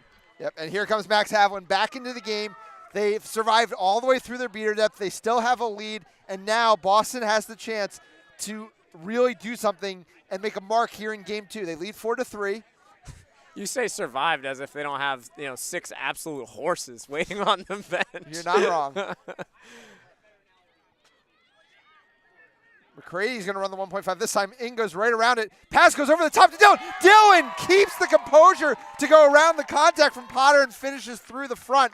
5-3. Hands team from Dylan. A great play on a ball in the air. And how about that? Harry Greenhouse said it could be the X factor he is so far. We have a timeout in favor of New York. Yeah, I mean, who would have thought coming out of that dominant end to game 1 that New York would be the first ones having to call the timeout here in game 2? But, this has not been a fluky 5-3 lead. I think from the beginning of this game till now, Boston has been the better team. Yep, and that's why I like the timeout from New York there. You have some things that you need to adjust to. Good on Boston. This is a full series. This is to decide, in many people's eyes, the East Division, right? You expect them to come out with a counter punch. They have, and now it's New York's turn on the other side of the chess match. We'll see what Take K and company can come up with. Yeah, and we talked about last year's series, and yes, some of the personnel was different. Obviously, Haviland and Shu weren't playing, but the feeling when I was at that series, and you were at that series as well, was that New York had just X and O's beat Boston to submission. It was not a talent discrepancy. Yeah. The strategy was better in that series. And in this series, Boston is constantly making changes. We've seen different defenses. We've seen now this very conservative hoop zone. It is so far from what the DNA of this Boston franchise has been over the years to play a conservative hoop zone, but it's the thing that they think is the best way to shut down these super talented players, these shooters like Josh Johnson, and right now it's getting them results here. Yeah, the difference, like you said, last year was preparation. It was embarrassing, to be honest, the difference in preparation. New York was a team up here, and Boston was a team down here last year. And you saw it back for week 1. Boston made a statement against Charlotte. They played 3 different defenses at least. They got out. They ran when they wanted to. They executed in the half court when they wanted to. They're demonstrating that they are a prepared team right now, and they're clicking really well. New York, obviously, right, they're still the favorites here. They have more talent. They more recently have been winners in USQ. So you need everything if you're Boston to be able to overcome in this series, and I'm really curious to see what adjustments New York has in this timeout. So as we come out of timeout, and with the timeout, you can use your subs to change things up. Max Haviland and Lewis Shu now in the game together, and now we see some of that youth, that depth coming in, but not all at once this time, right? Ian Skura is also checking back into the game this time. We never saw Ian Skura check into that game until the final possession of game 2 after his initial shift. This is a change in how they're subbing through this team. Yep, yeah, it feels like they're managing the game a lot better so far. And it's interesting to see Ian Skura out there with Sam Magner, and a conversation I had with Ian before this series. Sam was one of the potential X factors, people that he liked playing with among the younger crew so far this season. And I like the recognition that Will Richardson was physical at the beginning of this game, so let's get Will Richardson back out there playing point. Yeah, speaking of physical. Oh, and almost tips a pass right off the bat. It is going to be no dodgeball for a second here, though. It's not an easy thing to stop JJ in those situations. The stiff arm into Skura and finishes through 5-4. Yeah, when he puts the pythons on you, it's going to be tough to make a tackle right there, and that was a big man play against Skura. The old Tony Rodriguez special, going to the left, stiff arm through, finished through the short hoop. Yeah. Tough to guard when it's done right. Easy to guard when it's done wrong. Oh, Aaron passed there. Richardson just able to track it down. Handoff to Skura here. Great pressure from Morella on the handoff. See how Boston has to collect themselves again? Oh, Skura tries the long shot. Not a ton happening on the offensive possession there. And, hey, the hoop was open. We know Skura is a prolific shooter. Can't get that one to go, though. Yeah, hey, but that's what ball pressure does, right? So if you're a coach or a player watching this game, that's something you can take away technique-wise to put into your players. Something I'd like to see a little bit more of, even on the Boston side, as New York tries to get vertical depth. If you got the green headband go, they're not going to beat you out. Go be physical. Go disrupt the timing of the ball. You end up with more possessions that look like that. Johnson in the lane. Johnson floats it through. They were in a hoop zone. I can't even fully tell what hoop that went through. It was the one closest to us, the medium-sized hoop. Fantastic timing by Christian Barnes. Beat out Sierra Delk on the hoop. And JJ's just he knows his reads on that. He never misses it. And Delk just walked back across half. John Jackson's pretty confused. Yeah. Alex Amadal will make the call now. Unforced error there. Yeah. Game sped up on Delk a little bit there, facing the press. Tough decision to make. So we do see John Jackson and Josh Johnson on the field together alongside Lindsey Morella, and the first minutes from Amiri Rivera-Sila as well. It is going to be no dodgeball here for John Jackson. Not a lot Sarah Delk's going to be able to do there. And just like that, New York has taken its first lead of the game. Sorry, first lead since 1-0. Yeah, and now the chess match continues. We got a timeout on the other side for Boston. Something that we were really looking forward to see. We love to see punch, counter punch, and here you go. TK and crew call their timeout. They go on a run, and now Boston, it's time to respond. Yeah, and I think you have to use this timeout to get your first line back in the game, right? Yeah, I'd say so. I mean, you at least need to calm down. You need to make sure that you're seeing the game and operating the way that you want to on the half court. That was a couple of throwaway possessions right there, which you really can't afford to have in those situations. So the other thing, you're able to take it at this spot late in the game. Again, if you want to lean on your top lines, this is a good way to get them some rest ahead of the 20 minutes and try to come out stronger. Yeah. And, hey, Boston was the better quad ball team in that post-20-minute period, at least in terms of goals and opportunities. So it's not like they have to be scared of New York. It's not like they have to build up a lead. They are going to need a catch. This isn't a Boston team as loaded with seeking talent as past Boston teams have. I think you could argue that New York maybe has the edge at the seeking position. So,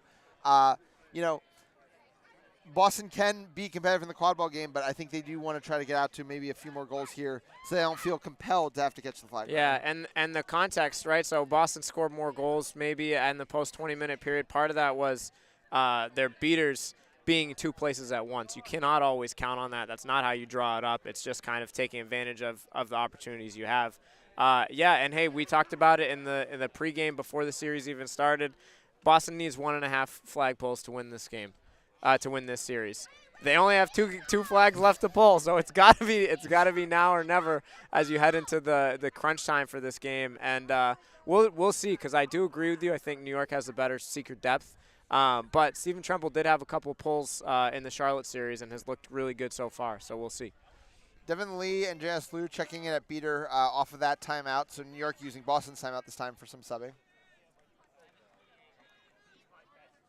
And it's going to be Lawrence, Dillon, Mayer, and Doyle. So definitely a big change in the quad ball game from Boston, kind of what we were looking for there. You got Doyle still man-marked behind. Yep. Good screen there from Mayer, and now Doyle's marked all the way up top. So even this, a little bit of a different wrinkle. Yeah, triangle on one, but with Morella playing the hoops, a bit of a different look. Good movement here. It creates a great shot opportunity. Oh, and Mayer is able to get the rebound, can't get it to go. But really like what I saw from Boston there, attacking that triangle on one. Exactly the way, almost, I should say, exactly the way you want to come out of a timeout. If you're the coach, it ends up in a goal. But all you can do as a player, as a coach, is get yourself good chances. They're either going to fall or they won't.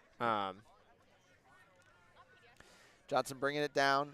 We know they're going to be looking for the hammers here. Lawrence able to make a hit there on Josh Johnson. Morella floats over the top to Jackson in the back. Jackson misses his shot. Morella's there to get the rebound. Oh, he's in the right place somehow. Yep, and that's this New York team, right? They play on so much chemistry. It's all about spacing. They don't have one specific set play they run. It's all about knowing where your teammates are. Yeah.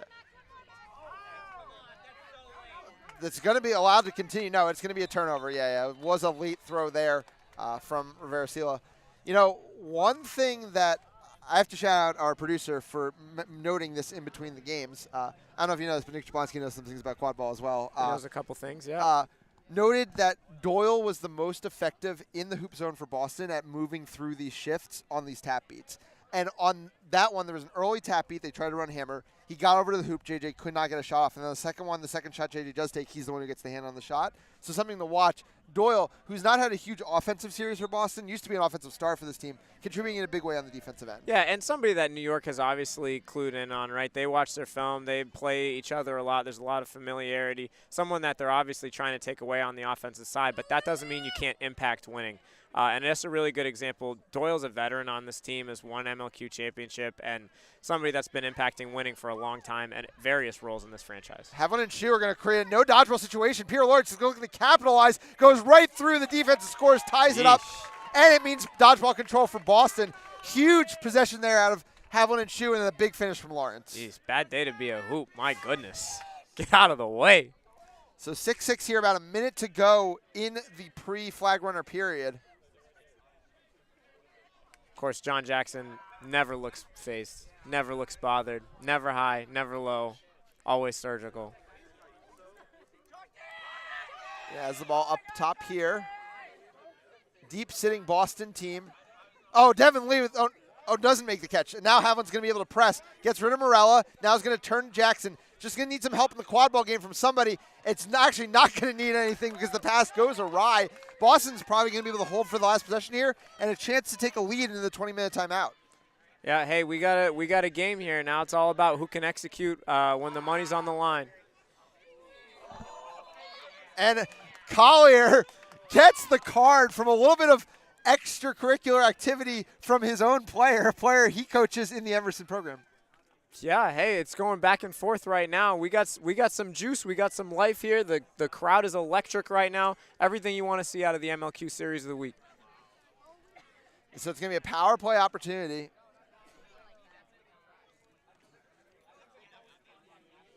I'm literally on the edge of my seat right now. Not just because I'm sitting in a beach chair, so I look right in frame. So yeah, Dillman, Collier. It'll be interesting to see if they run the flag runner minutes since Havlin and Shu ran them in the first game. Yeah, I mean, I'll tell you what, I trust Leanne Dillman with my life, so she can run. She's a fantastic flag runner on pitch beater, and maybe they start that way so that they can get into fresh Lulu and Max later. Cody Swarren in the first minute is able to get a block there, and that's going to be the 20-minute timeout. Kind of a weird possession. Collier ran the longest version of a 1.5 I've ever seen. Left the ball with Dillman back almost behind their hoops and then came all the way down the field. The offense never really necessarily engaged with Lee. Obviously, Lee's a very quick player. It just kind of ended in a weird possession, a stop. But, hey, Boston will take 6-6 after going 9-6 into the first 20-minute timeout. Absolutely, especially because in that first game, Boston was 6-5. So what you've seen so far has been a difference in execution as you head into crunch time, and we talked about the difference between good and great teams. The first game, New York was a great team. They executed. Boston wasn't up to the challenge. So far, they've been responding, but hey, it's still 6-6 right now. Here's New York's opportunity to say, Boston, you're still our little brother. Yeah, and definitely more extended minutes from their top players on New York. You know, we saw Jackson have to run 2 shifts already in this game. I think Josh Johnson's played more minutes pre-20 than he did game 1. I can't confirm that. I don't have the stats in front of me, but it felt that way at least. Yep. So it definitely feels like this is a game that's fully up in the air. I don't expect New York to have, the quad ball legs at this point to just run away with it in flag runner and pitch or anything. But like you said, Boston needs to find some flag catches. Tremple's delivered some for them already this season. They're going to need one here if they're going to get a win because I think it's going to be very hard for them to spot New York 3 goals here. Yes, absolutely, right? And I do think a game with no flagpole favors New York as well. They are just so crisp. They are not going to give away possessions. We talk about them being surgical. Part of that is they're not going to take a risk if they don't have to. It means they make fewer mistakes. Maybe they miss a couple of opportunities they could have had on goal, but at the end of the game, it's not about – it's really going to come down to who makes the most mistakes here, and I think New York is poised to make fewer. One thing New York does have in its back pocket that we haven't seen yet is that Zach Armintrading is one of the best flag runner on pitch, no dodgeballs around players in the sport. They could break that out in case of emergency as well, so something to think about there. Zach Armintrading, Mike Lee, too, fresh legs. Going back to when we were in college, Mike Lee was my – flag runner on pitch specialist. Like him with fresh legs all the time he spends in the gym, it's really tough to stop.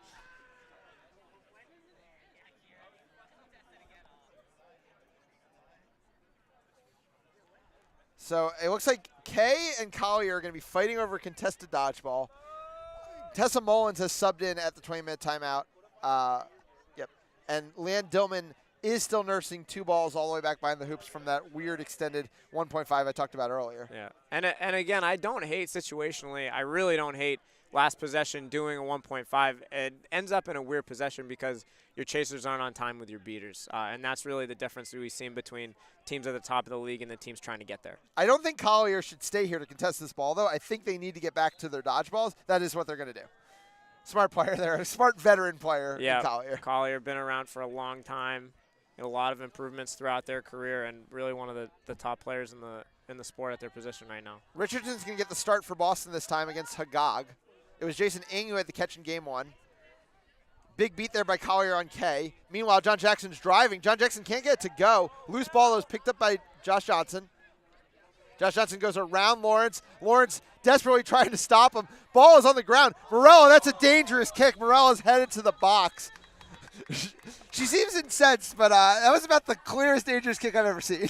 I'm not sure that she's mad about the call. I think it's bad luck. Also curious because it looked like Lawrence came off broom, so I'm not sure if she was confused about them tagging in or if she thought they weren't in the play, or if it's just I'm mad at myself, I can't believe I did that situation. But again, the gang tackling and gang defending on these drives, John Jackson is not an easy player to stop, no dodgeball.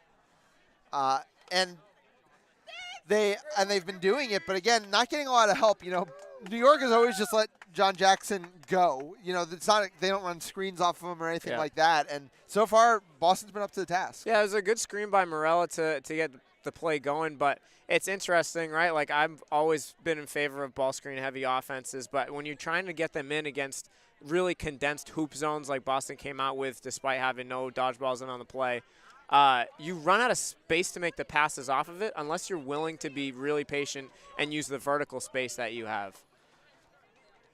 And it looks like we have Ethan Dillon heading to the box as well. Not sure what the call is there. But we got another bizarro world situation here with a penalty apiece here. Yeah. A lot of chaos plays in this series for sure, and that was definitely another one. Yeah, you call it chaos, I call it electricity. The vibes are up right now. Richardson gets a half shot there, but Dillman hasn't actually cleared out Hagag, so it's kind of created a contentious moment. Kay makes a beat on Collier, and is going to clear out Richardson. Hagag's going to get a chance here. Lawrence passes it over to Doyle, meanwhile, in the quad ball game. Lawrence should have finished that. That was a good screen from Mayer. Yeah, Lawrence in no rush here, in no dodgeball. Again has a good screen. This time takes it. John Jackson does a great job going under the screen, though, and straight to the hoops, and Molly Potter gets to the ball first. Really nice defense. That was a really good job of stunning to the ball by Molly Potter. Molly was not in the screen but was helping, and John Jackson is the toughest defender at the hoops in the world. Meanwhile, Hagag gets a good opportunity there as Jackson puts away a no dodgeball fast break to get New York back out in front 7-6. John Jackson is so – because he's not the strongest. He's not the best tackler, though he's a good tackler. He's not the best shot blocker, though he's a really good shot blocker. He does it all well, and he never makes a mistake. Richardson there, an extended opportunity, and Hagag comes flying in, and now we're just taking 50-50 shots at the flag runner between the two. Dodgeballs are nowhere to be seen. Richardson's on a long shift at this point. That's just Hagag, to be fair. Hagag's going to sub out finally. Lawrence is going to take another screen. This is a better screen from Doyle. Gets it across to Dillon. Oh, I don't know how Dillon found Zach Doyle there, but Doyle finishes. We're 9 up at 7. Left-handed, headband over the eyes almost, bodies all around. Great find and a really good job of adjusting to New York blitzing the screen there. Ing is getting time, and I think Ing is going to pull anytime. He seems to have Cooper's number right now. Tremple's now getting an opportunity. New York in no rush to run the quad ball game. JJ has the ball on the far side. Gunner's going to clear out Ing smartly. Tremple's going to get an opportunity here. Interesting to not see more Havlin and Ju so far. A beat out nowhere from Kay as JJ finishes. Oh, my goodness, and what a finish it was. Tremple's now trying to box in Cooper, and it's an easy goal there from Lawrence to knot us up at 8. This is just what you want to see out of these two historic teams. We're getting close to catch to win. Oh, it's a misbeat there from Collier, but Afuk's able to clear. Tremple could all but seal it with a catch here. Can't get it to go there. Now King's going to clear. Lawrence bringing the intensity on defense, screaming to their teammates. Yeah, Jackson and JJ in no rush here on offense. Potter just instantly gets it out of there. Doesn't want any of that contact. Heads up play by Dylan as Morella was trying to clear them off of the hoop.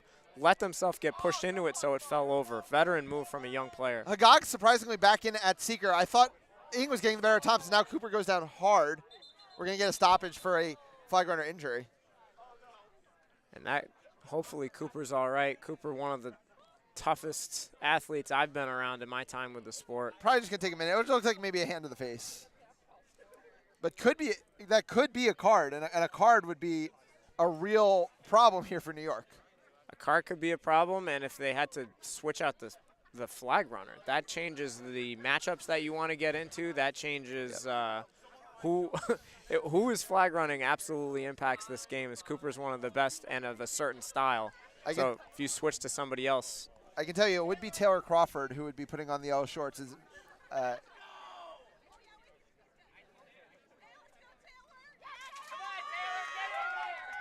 Taylor with some cheers from the crowd. Ready to throw the cleats on already. Cooper, though, I think doesn't actually look like Cooper wants to come off the field. And I think the trainer just okayed him staying out there. What an athlete. But leave it to this league to always be prepared, have a backup option, and that's why everything's running so smoothly so far. Oh, shucks, Teddy. Oh, sorry, I didn't even notice. Thought I was talking to myself. Richardson is checked back in at Seeker for Boston. I feel like Richardson struggled to actually get a lot of good shots around Cooper, though. Not the longest flag Seeker. Yeah, Richardson, like myself, struggles with short arms, but has good technique, strong player. Almost a pull there from Hagag. John Jackson with the ball behind. Nobody stepped to him right away, so I think he's going to try to drive this time. Goes around the outside, though, and just up to Morella. Again, a good example of New York just emphasizing not making mistakes. Oh, that was so clinical there from New York. Could have tried to finish on the little backhand finish at the hoops. Instead, passes it out and takes the next opportunity for an even easier one. Yep. So it's officially catch to win now for New York, as Ing is back in there. Ing, who's definitely given Cooper the most trouble so far in this series. If you're Boston, don't waste your time. Go get your opportunities that's trying to score. Well, Havlin's way out of the play. Does get it back to McCready. But TK immediately beats. And it's a defensive stop. John Jackson looking to go the other way. Gets it across to Potter. Potter. This is bad news if you're Boston. New York sitting on bludger control. You just threw away your opportunity to go level in a situation where a pull wins it for you. You got to really, really dig deep to make sure the situation doesn't get out of hand. And if you're New York, you take this moment right now and you break their necks. You do not give them any chance to claw back into this game. Yeah, so Boston has to be smart here. What they need to do, assuming New York does end up with a goal here, and unless the call is going against New York, Molly Potter will be scoring a goal in a few seconds. They need to find that one goal, and then they need to drain all tempo out of this game and stop playing quad ball and try to go for that catch. Yeah, and if you're New York, the counter is you put your dodgeballs back in the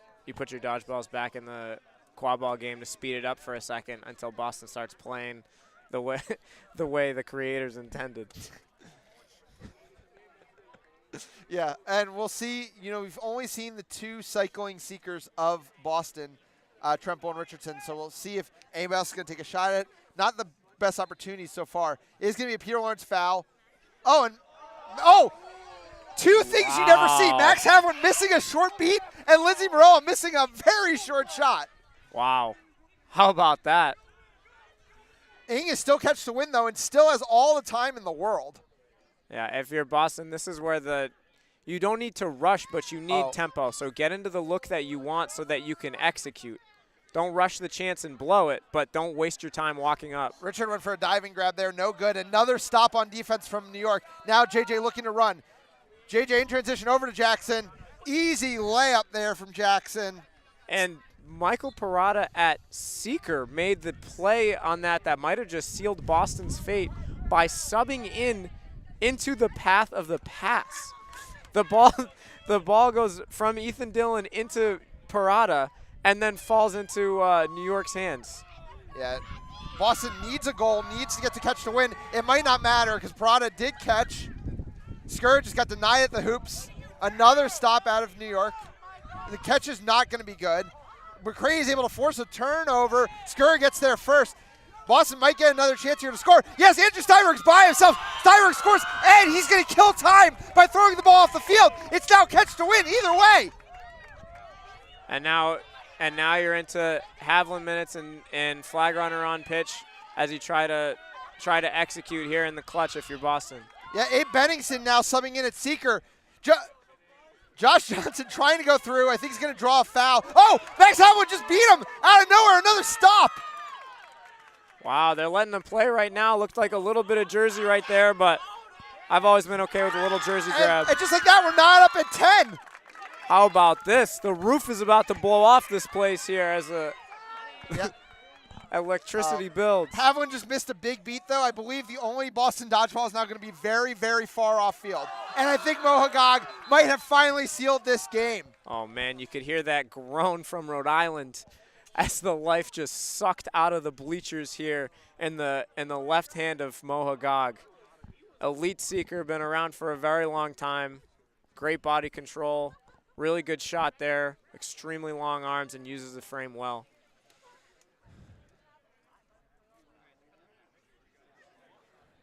A little bit of a deliberation here. Head ref hasn't even gotten over there quite yet.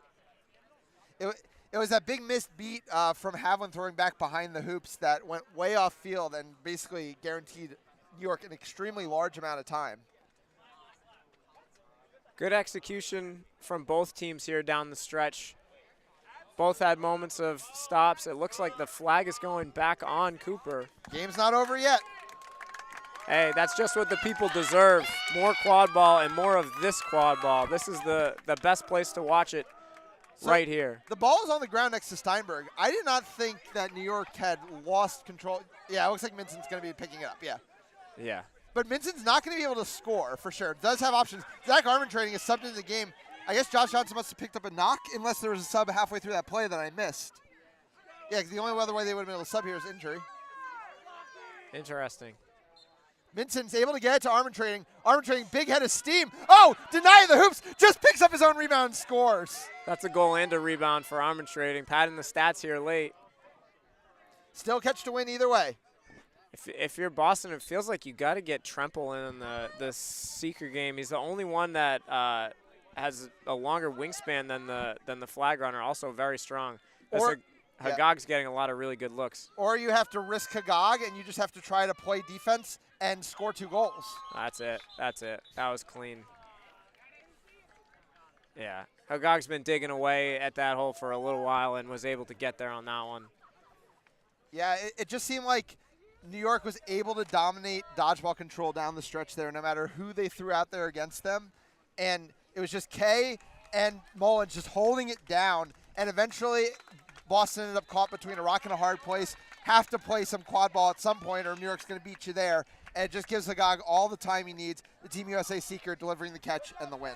Yeah, extremely clutch.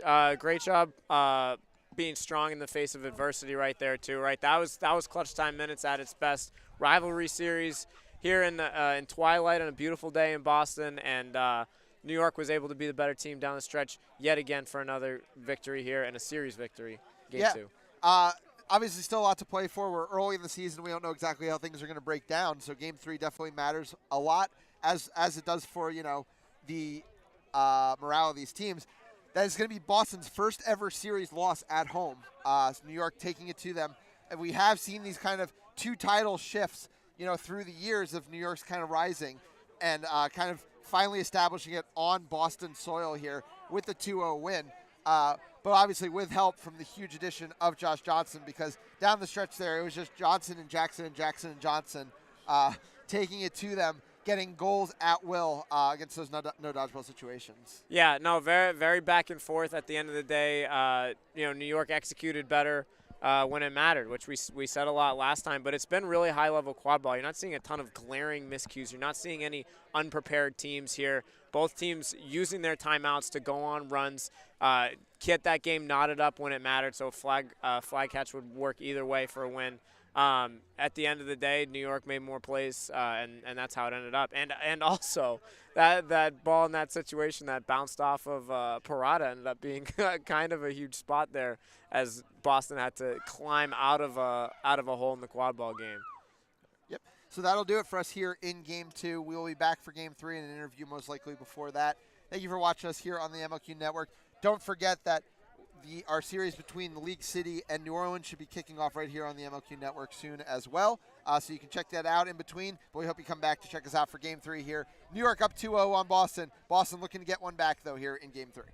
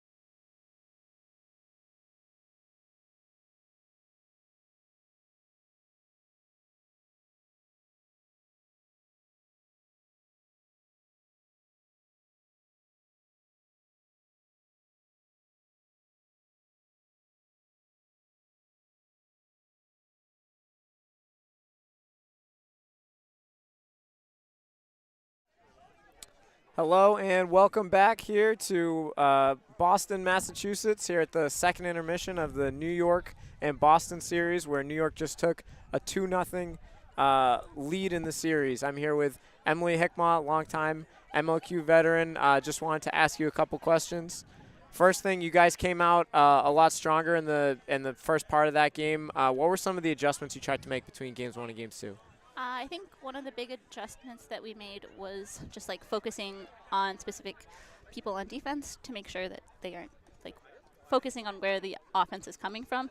So to make sure we're just adjusting to that and kind of reading what New York was kind of throwing out there. And I think Harry did a really good job adjusting to the places that we were getting scored on in the first game. I feel like we weren't getting scored on the second game as much. Yeah, no, I definitely agree with that as well. And then you kind of get into the, I don't know, 7 to 12 minute mark in that game. You go on a run. New York takes a timeout. They respond with a run of their own. It was really compelling quad ball. Harry takes his next timeout. What were some of the things that you adjusted to there to bring it back level towards the end of the game? I think a lot of it was just like settling ourselves and like reminding ourselves to like use our brains because we're smart people. And I think just like reminding all of our players to like that they can do this and like are like we have been doing it. So just keep doing what you're doing and you'll continue to succeed in that. Yeah, awesome. Great advice for life. Last question for you here. As you head into game 3, what's the mindset? What are you guys looking to do as a team? And as you look even past game 3 into the rest of your season, you know, what are you looking to do right now? I mean, I think we're obviously looking to win here. Yeah. I think we took a lot of good adjustments in the first game, so carrying those through and then just maybe cleaning up some small things that we found in the second game and hopefully getting the W. And then I think just looking forward to this season, like continuing to build on the foundation that Harry's kind of instilling in us of, you know, classic Boston quad ball of let's run and gun, which I think, like, Harry's very much of the opinion the best offense is a quick one. So, yes. And I think just continuing to grow. Again, we have a lot of people from a lot of different teams. So I think the more we play with each other, the better we're going to get. So, and Awesome. we've got some big people coming in too. Very excited for Senna to come finally. Oh, yeah, absolutely, right? You're still growing into full strength here. Well, thanks for taking the time, Em. Good luck out there. Thanks, Teddy. And for those of you watching at home, thanks for joining us. Feel free to come back around 8. That is when we were planning on getting started for game 3.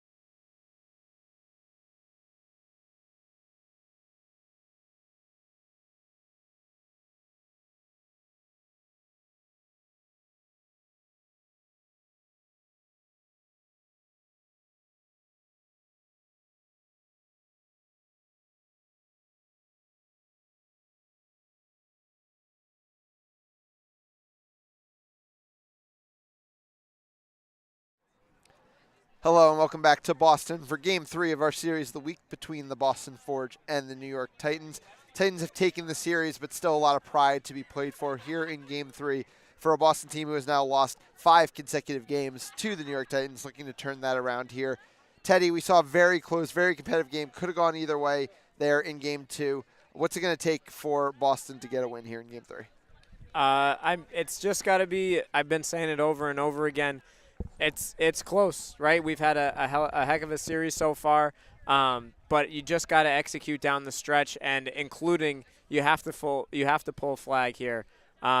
We talked about it the whole way. New York's pulled both. They've come away with 2 victories here. But it's been really exciting so far, and you talk about things to play for. Yeah, pride, yeah, morale, yeah, just the sake of rivalry, which I agree in all of those things on both sides, the New York and the Boston side. But also, I mean, this is going to matter for seedings and standings as you head into MLQ championships. If you're trying to be a team in the Final Four, you need the easiest possible path you can get. It's going to be tough if you finish third in the division to a Washington team that showed a lot of fight in the first week. Yeah, for sure. And, it's going to be a little harder for New York to get the sweep because we did get news that John Jackson will not be playing for the team in Game 3. John has caught a plane to Ireland, quite literally. That's not a joke. And it's going to be up to the team to play without him. And John Jackson has been such a stalwart part of this New York program for going on half a decade at this point. It's going to be interesting to see what this team looks like without him. Obviously, Josh Johnson is there ready to run an offense along with Lindsey Morella, but obviously that stoic style of play that you talked about might look a little different here in Game 3. Yeah, we'll see how clinical they're able to be without the doctor, John Jackson himself. We'll see if the game speeds up on New York a little bit. Game 1, you had a couple of situations where there was a stretch there, I'd say, where the chaos ended up favoring Boston. We'll see if Josh Johnson is able to provide that same level of stability for the New York squad. But that's not something I have a ton of concerns with. I mean, they have a ton of players who have been there before, players who have played together for a long time. Veteran squad, they should be able to keep themselves grounded here. Yeah, and some younger players who haven't played too many minutes so far in the series that might be able to contribute in this one. I will say to Boston's credit, I mean, I think a lot of what we've seen over the last 2 games is things that I wasn't 100% sure we were going to be able to get from Boston this season. And I think especially in that last game, like we said, they didn't play toe-to-toe with New York because New York played a sloppy game and missed a lot of chances. You know, they were the better team for a lot of that game too. They are playing really solid offense, good ball movement. We've seen a few variations of defense. They're willing to take what the opposing team is giving them. And, I think there's a lot to be excited with about what this team could be as we go deeper and deeper in the season under the coaching of head coach Harry Greenhouse. Yeah, no, the whole coaching staff on Boston has done a great job getting them prepared and coming out with energy in the face of adversity. We'll see how it comes out in the wash here. I'd expect New York maybe to try to get into their depth a little bit. That's what they did after winning the first 2 games last year. So multiple change-ups here on the New York starting lineup. Mike Lee is going to be starting in the green headband. And JJ will be starting for the first time as a New York Titan, along with Ryan Leary and Annika Kim as well. So Lindsey Morella also getting some rest here, something she hasn't gotten much of in this series. Something she doesn't need a lot of as a veteran and well-conditioned athlete. On the other side, Will Richardson once again going to be running the brooms up. I assumed going to be running it against Mike Lee.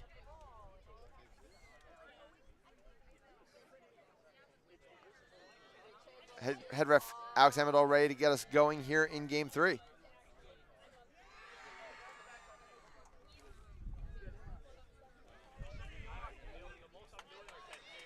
Richardson easily wins the race again. Nobody steps up to him this time. I think we might have a false start call coming. That is interesting because, if it's not on the quad ball, then that means Richardson just won by a step and a half. Richardson is a very fast runner. Extremely fast. Yeah, so that is going to be, it's going to be a full repeat with Chico in the box. Obviously, Richardson would love to have the quad ball, but I think Boston's going to happily accept that they're going to get automatic dodgeball control now. So Richardson's going to have to do it again. We'll see if it was fluky, him beating Mike Lee by an entire step, if not more. Yeah.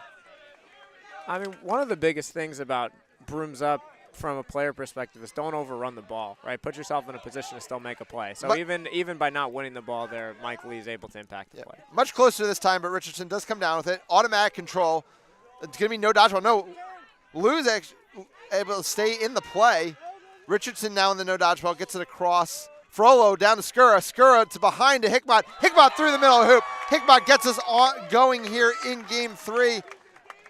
Boston, a dream start. Fantastic job of moving the ball right there from Boston. Great passing all around, putting a lot of pressure on the New York defense.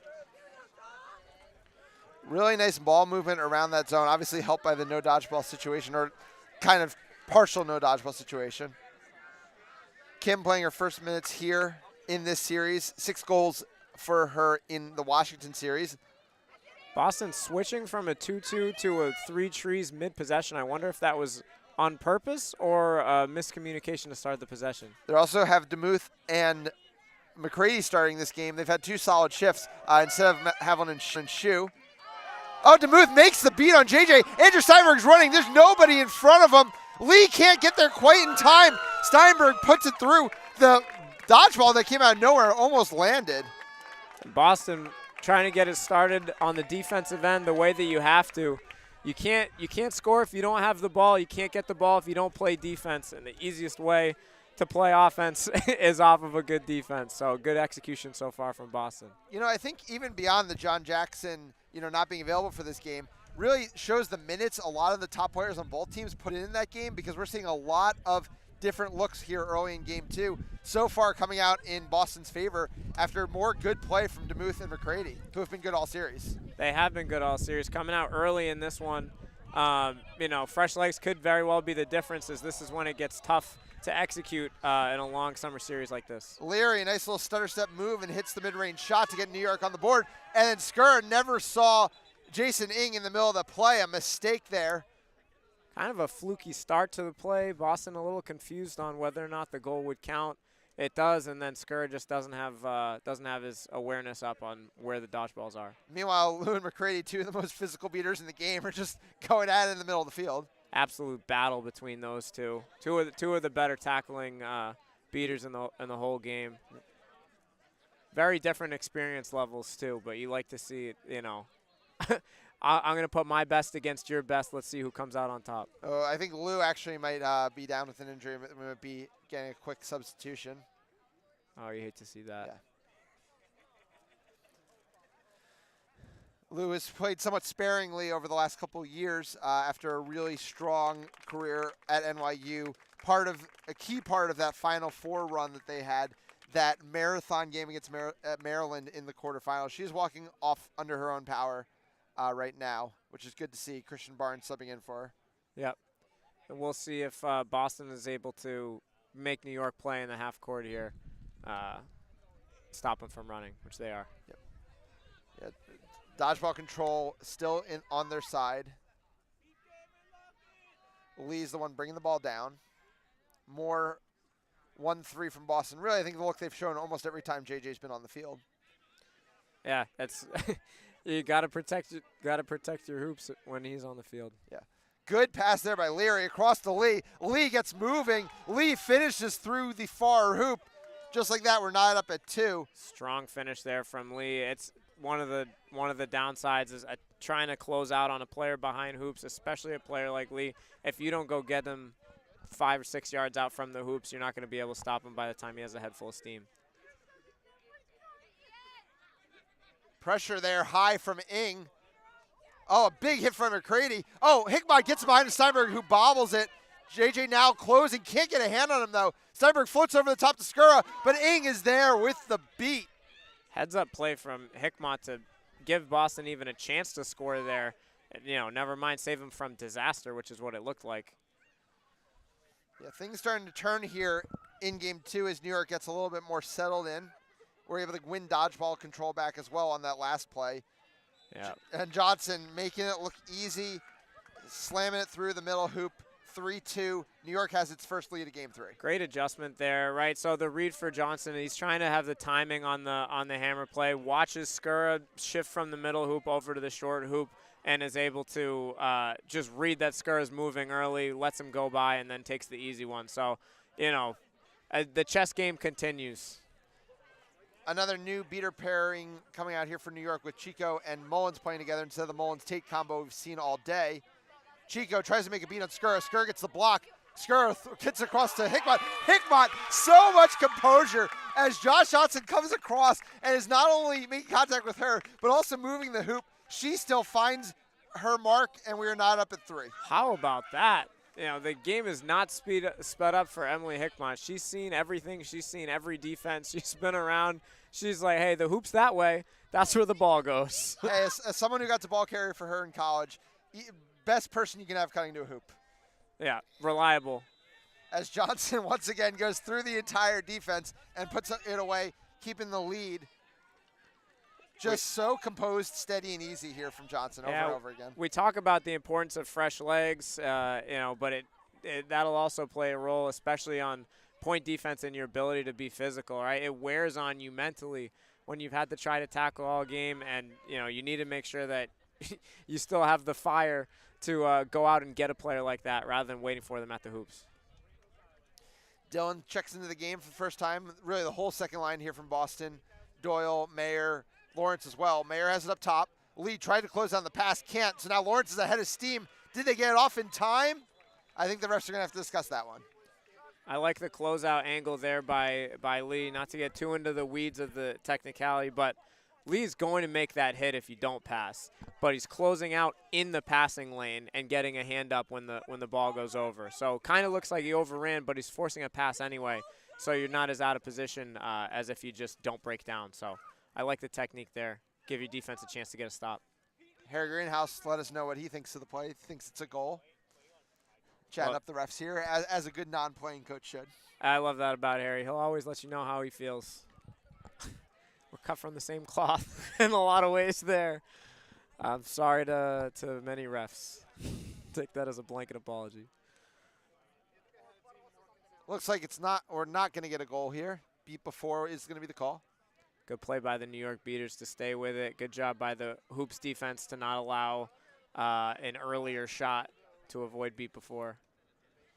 Leary's going to be inbounding once the play does get restarted. Dillman and Collier have checked into the game now for Boston at beater. Transition opportunity is not going to be there. Dillman is able to hustle back. Chico, though, is trying to create one. Collier is going to shut the door on that. And New York content to set up the half court. Up 4-3 here in game 3 early. Josh Johnson rips one into the low hoop, the hardest shot in quad ball across the body there. Makes it look easy. My goodness. That's a fantastic shot on a push pass too, right? I always shot that shot overhand. That's how I always like to shoot it. But that's a fantastic shot by Johnson off the T-bar. Dylan can't get that one to go. Tried to return the favor, and now Josh Johnson's running. There's no dodgeballs around. Once again, 4 consecutive goals here for Josh Johnson for New York. If you're Greenhouse and staff, you need a timeout. You need a timeout soon before this one gets away from you. New York into their depth, and they're taking it to you right now. Well, I do wonder, if Boston really feels confident that they are the second best team in this division, and I mean, obviously there's a very talented Washington team waiting for them later in the season, do they think that maybe this game doesn't matter that much to them? Because, the measure of that is going to be when do Max Havlin and Louis Schuh get into this game. We have yet to see them. True, but it's not like they're playing slouches out here, right? They're playing players with over 10 years experience, multiple MLQ championships, whereas New York is playing, Sitchu's first minutes of the series, and also a very good beater, player that I played with on Pandas and would always trust. But Dillman and Collier have the experience. Mayer in the lane. Oh, hits the shot. Great finish.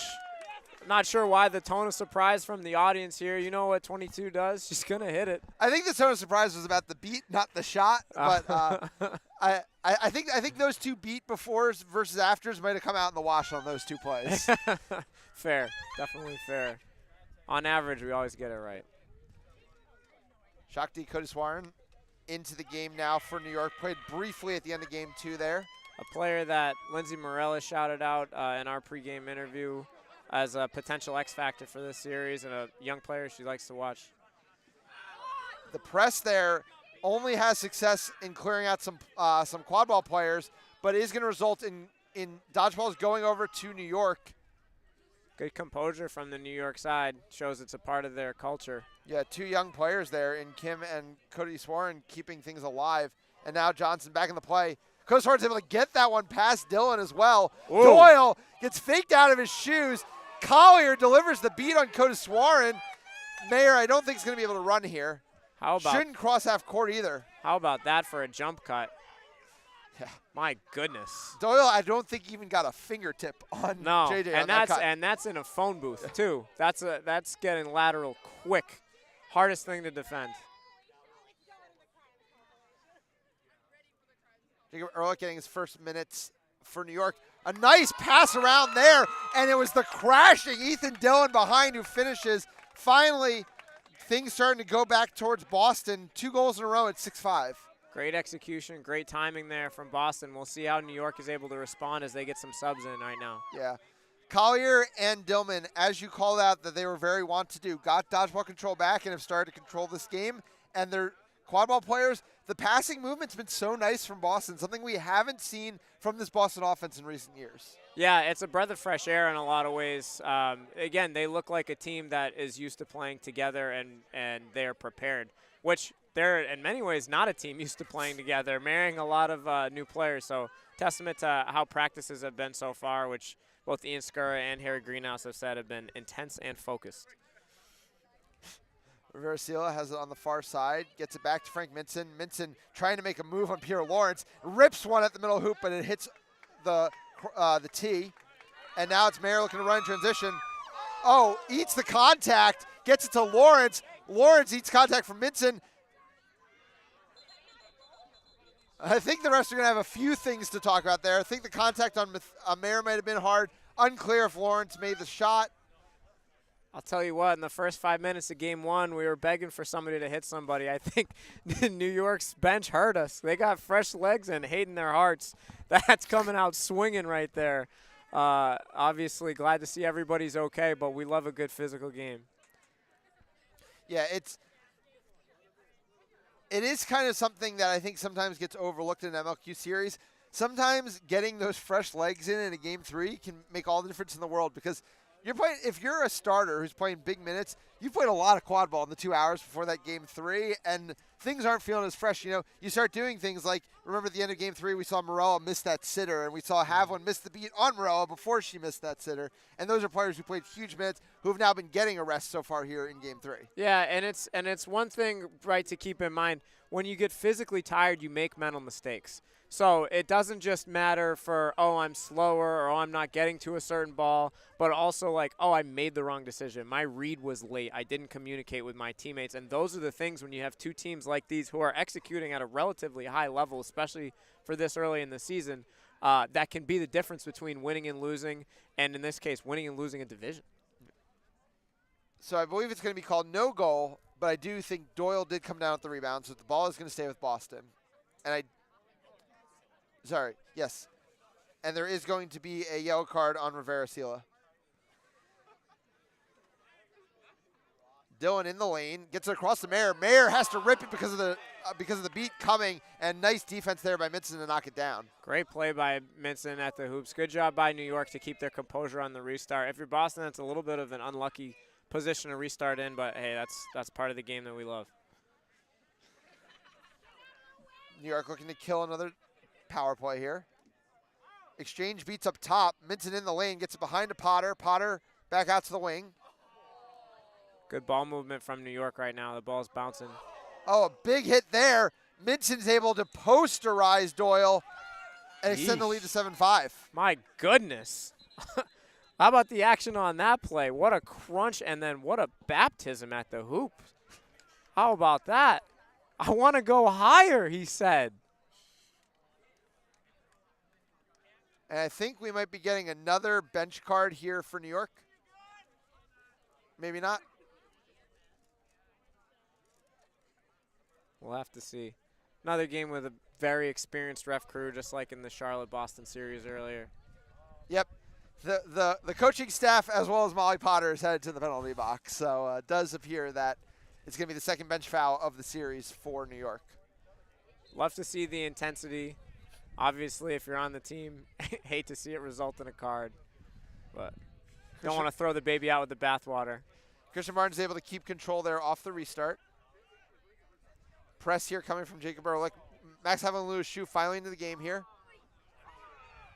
Errant pass bobbled by Dylan and then cleaned up by Ehrlich. Not good enough there on that pass. Coach's young player, something to keep in mind. It's a lot harder to score if the ball ever gets on the ground, even when you're on a power play. If that pass is on the chest, Boston has a chance to score. I will say, by the way, I know we mentioned John Jackson not present. I don't see Lindsay Morello on the New York bench. Not 100% sure she is here for this game 3. Pointed out by Nick Jablonski. We appreciate it. Man, guy doesn't just produce, he does everything around here. I think I saw him selling popcorn between games. Varicella, no press opportunity here for Havlin and Shu. Ehrlich just trying to keep Shu out of the way.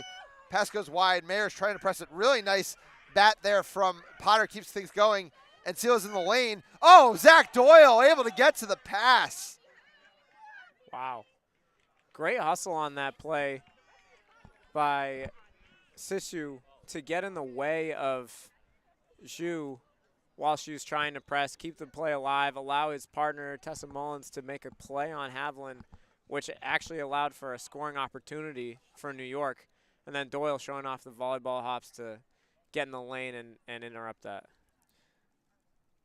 I do think we have a call coming.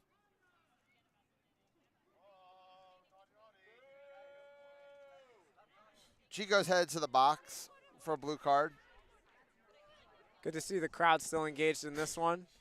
You don't. It's not a real Boston, New York sporting event if you don't hear at least one boo, so I can check that off the list. Yeah, I mean, even insulated from the crowd in our tent, you can definitely hear this is an engaged crowd, and obviously a supportive one for Boston. Definitely one of the bigger home field advantages in the league. Yep, good group. They've come out in numbers the last 2 weeks. Exchange beats there by Havlin, and Mullins is going to make mean control for Boston. Mayer bobbles that one, is able to come up with control, gets it across to Lawrence. Lawrence trying to go through, goes over the top, but really nice positioning by Dylan to come up with the rebound, and it maintains control of the ball and stuffs it through. It subs right out. The hands on 42, how about that? Greenhouse wasn't kidding when he said X Factor. That ball got kicked while it was in his hands, and he held on to it. Great play, good composure to finish at the hoops. Call coming. Yep, and it looks like it's going to be another call against the beaters of New York. So Havlin starting to get into the heads of his opponent.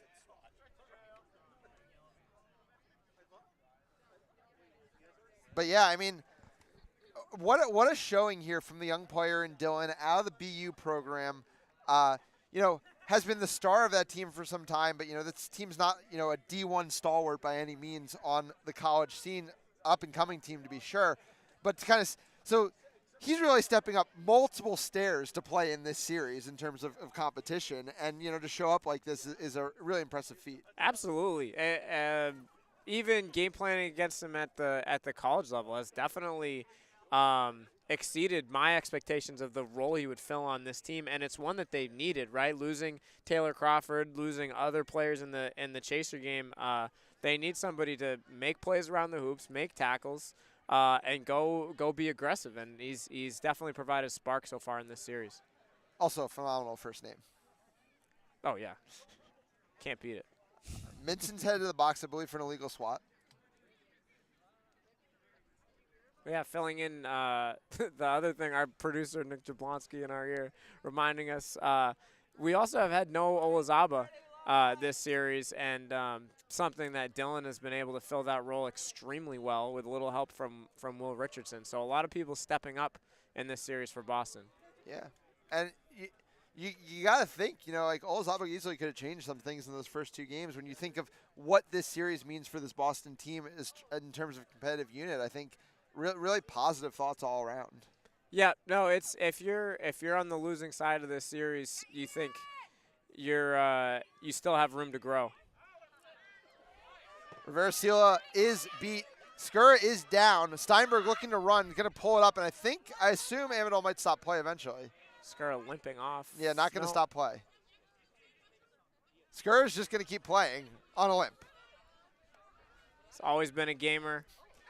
Known him since he was a young pup, and dangerous at all times. And Skura gets the assist, rips it across to Andrew Steinberg. When is an animal most dangerous? When it's wounded. How about that? The kid's seeing fire right now and playing hard through a limp. All knot up at 7 here in Game 3, and a series that has never really, outside of the very end of Game 1, tilted either way too heavily. And we've been heaping a lot of praise on Boston, I think, because it's been expected from New York to just get enough stops, score enough goals, and the beaters to play well. It hasn't mattered who's been in for New York. They've all been making plays so far. Versilla in the lane, dunks on Skura. Oh. Takes the lead back. Oh, how's that for dangerous? My goodness. Skura gets stripped there. I think there's a call coming. I think Steinberg thought the call was on him for that late contact, which it was not, very much so. A moment of self-reflection when you hear a whistle and you're not sure that it's on you. Feeling I'm very, very familiar with. And one of the fun things about this rivalry in the series is that because people from the tri-state area come to Boston for college in such numbers, this New York team ends up with a lot of players who either are still at a Boston college program or come from one. You think about the Emerson program and the number of players at all different ages, Tessa Mullins, obviously, but also younger players like Rivera Sila and Ryan Leary, current players on the Emerson team. So that kind of adds an extra fun level to the rivalry where who's the coach of that Emerson program right now? Kieran Collier, who is playing for Boston. So just a lot of things like that. Vinny Chico obviously came up through the BU program, as did Jacob Ehrlich, head coach of that BU program. Their coach, Harry Greenhouse, current head coach of the Boston Forge. So these two teams are very close-knit. Yeah. Have all played with each other, coached with each other, and it kind of adds that extra layer to it. Yeah, one of the best parts of a rivalry is familiarity, right? It makes the games better, makes them more intense, it makes the chess matches deeper. And I got one more fun fact for you. Leanne Dillman at one point coached Kieran Collier at Emerson. So the chain goes even further up. Sure. And obviously lots of RPI threads throughout as well, a program you know well, as Molly Potter gets the ball behind here. Minson has the ball in the lane. Havlin. Oh, it's a pass across to Rivera Sila. Oh, beautiful tackle. Steinberg's able to deflect it. Picked up by Steinberg now. And we're getting another call. Things get a little sloppier here in Game 3. Yeah, it's one of those things, kind of like a hustle foul you'd see in basketball, right? You got the end of the squad is ready to go, make a play. Like we said earlier, fresh legs, energized, trying to be everywhere all at once, but sometimes you got to just take a breath, make sure that you're doing the smart thing. As a coach, it's hard to knock the hustle. You just got to try to reel it back in, right? Is that a play worth making? Yeah, and that is going to be kind of an extracurricular call. Not the first one we've seen from the young player in Rivera Sila, and we'll have to see if that's something the coaching staff talks to them about as they go through the season, because you can't be picking up fouls in situations where you can't really possibly affect the play anyway. Right, and now you're in foul trouble, right? So I mean, New York has a lot of veteran players on their bench, right? It's not foul trouble that's probably going to hurt them, but definitely something for them to remember as they head back to their college program as well. Yeah, Max Havlin also picked up a foul in that play. I did not hear the call, but power plays on both sides. Ing, who loves to press, is in the game, but it's not going to matter. Steinberg's shot is knocked down there by Minson. Minson's been all over the place at the hoop so far. Absolutely flying, very athletic. Can jump through the roof and does so on that play. Warren bringing it up. It's been quiet on the offensive end for New York since JJ has subbed out. Just 2 goals in that time. Boston switching into the 2-2 for this possession. Warren over to Parada. Parada comes across the lane back to Warren.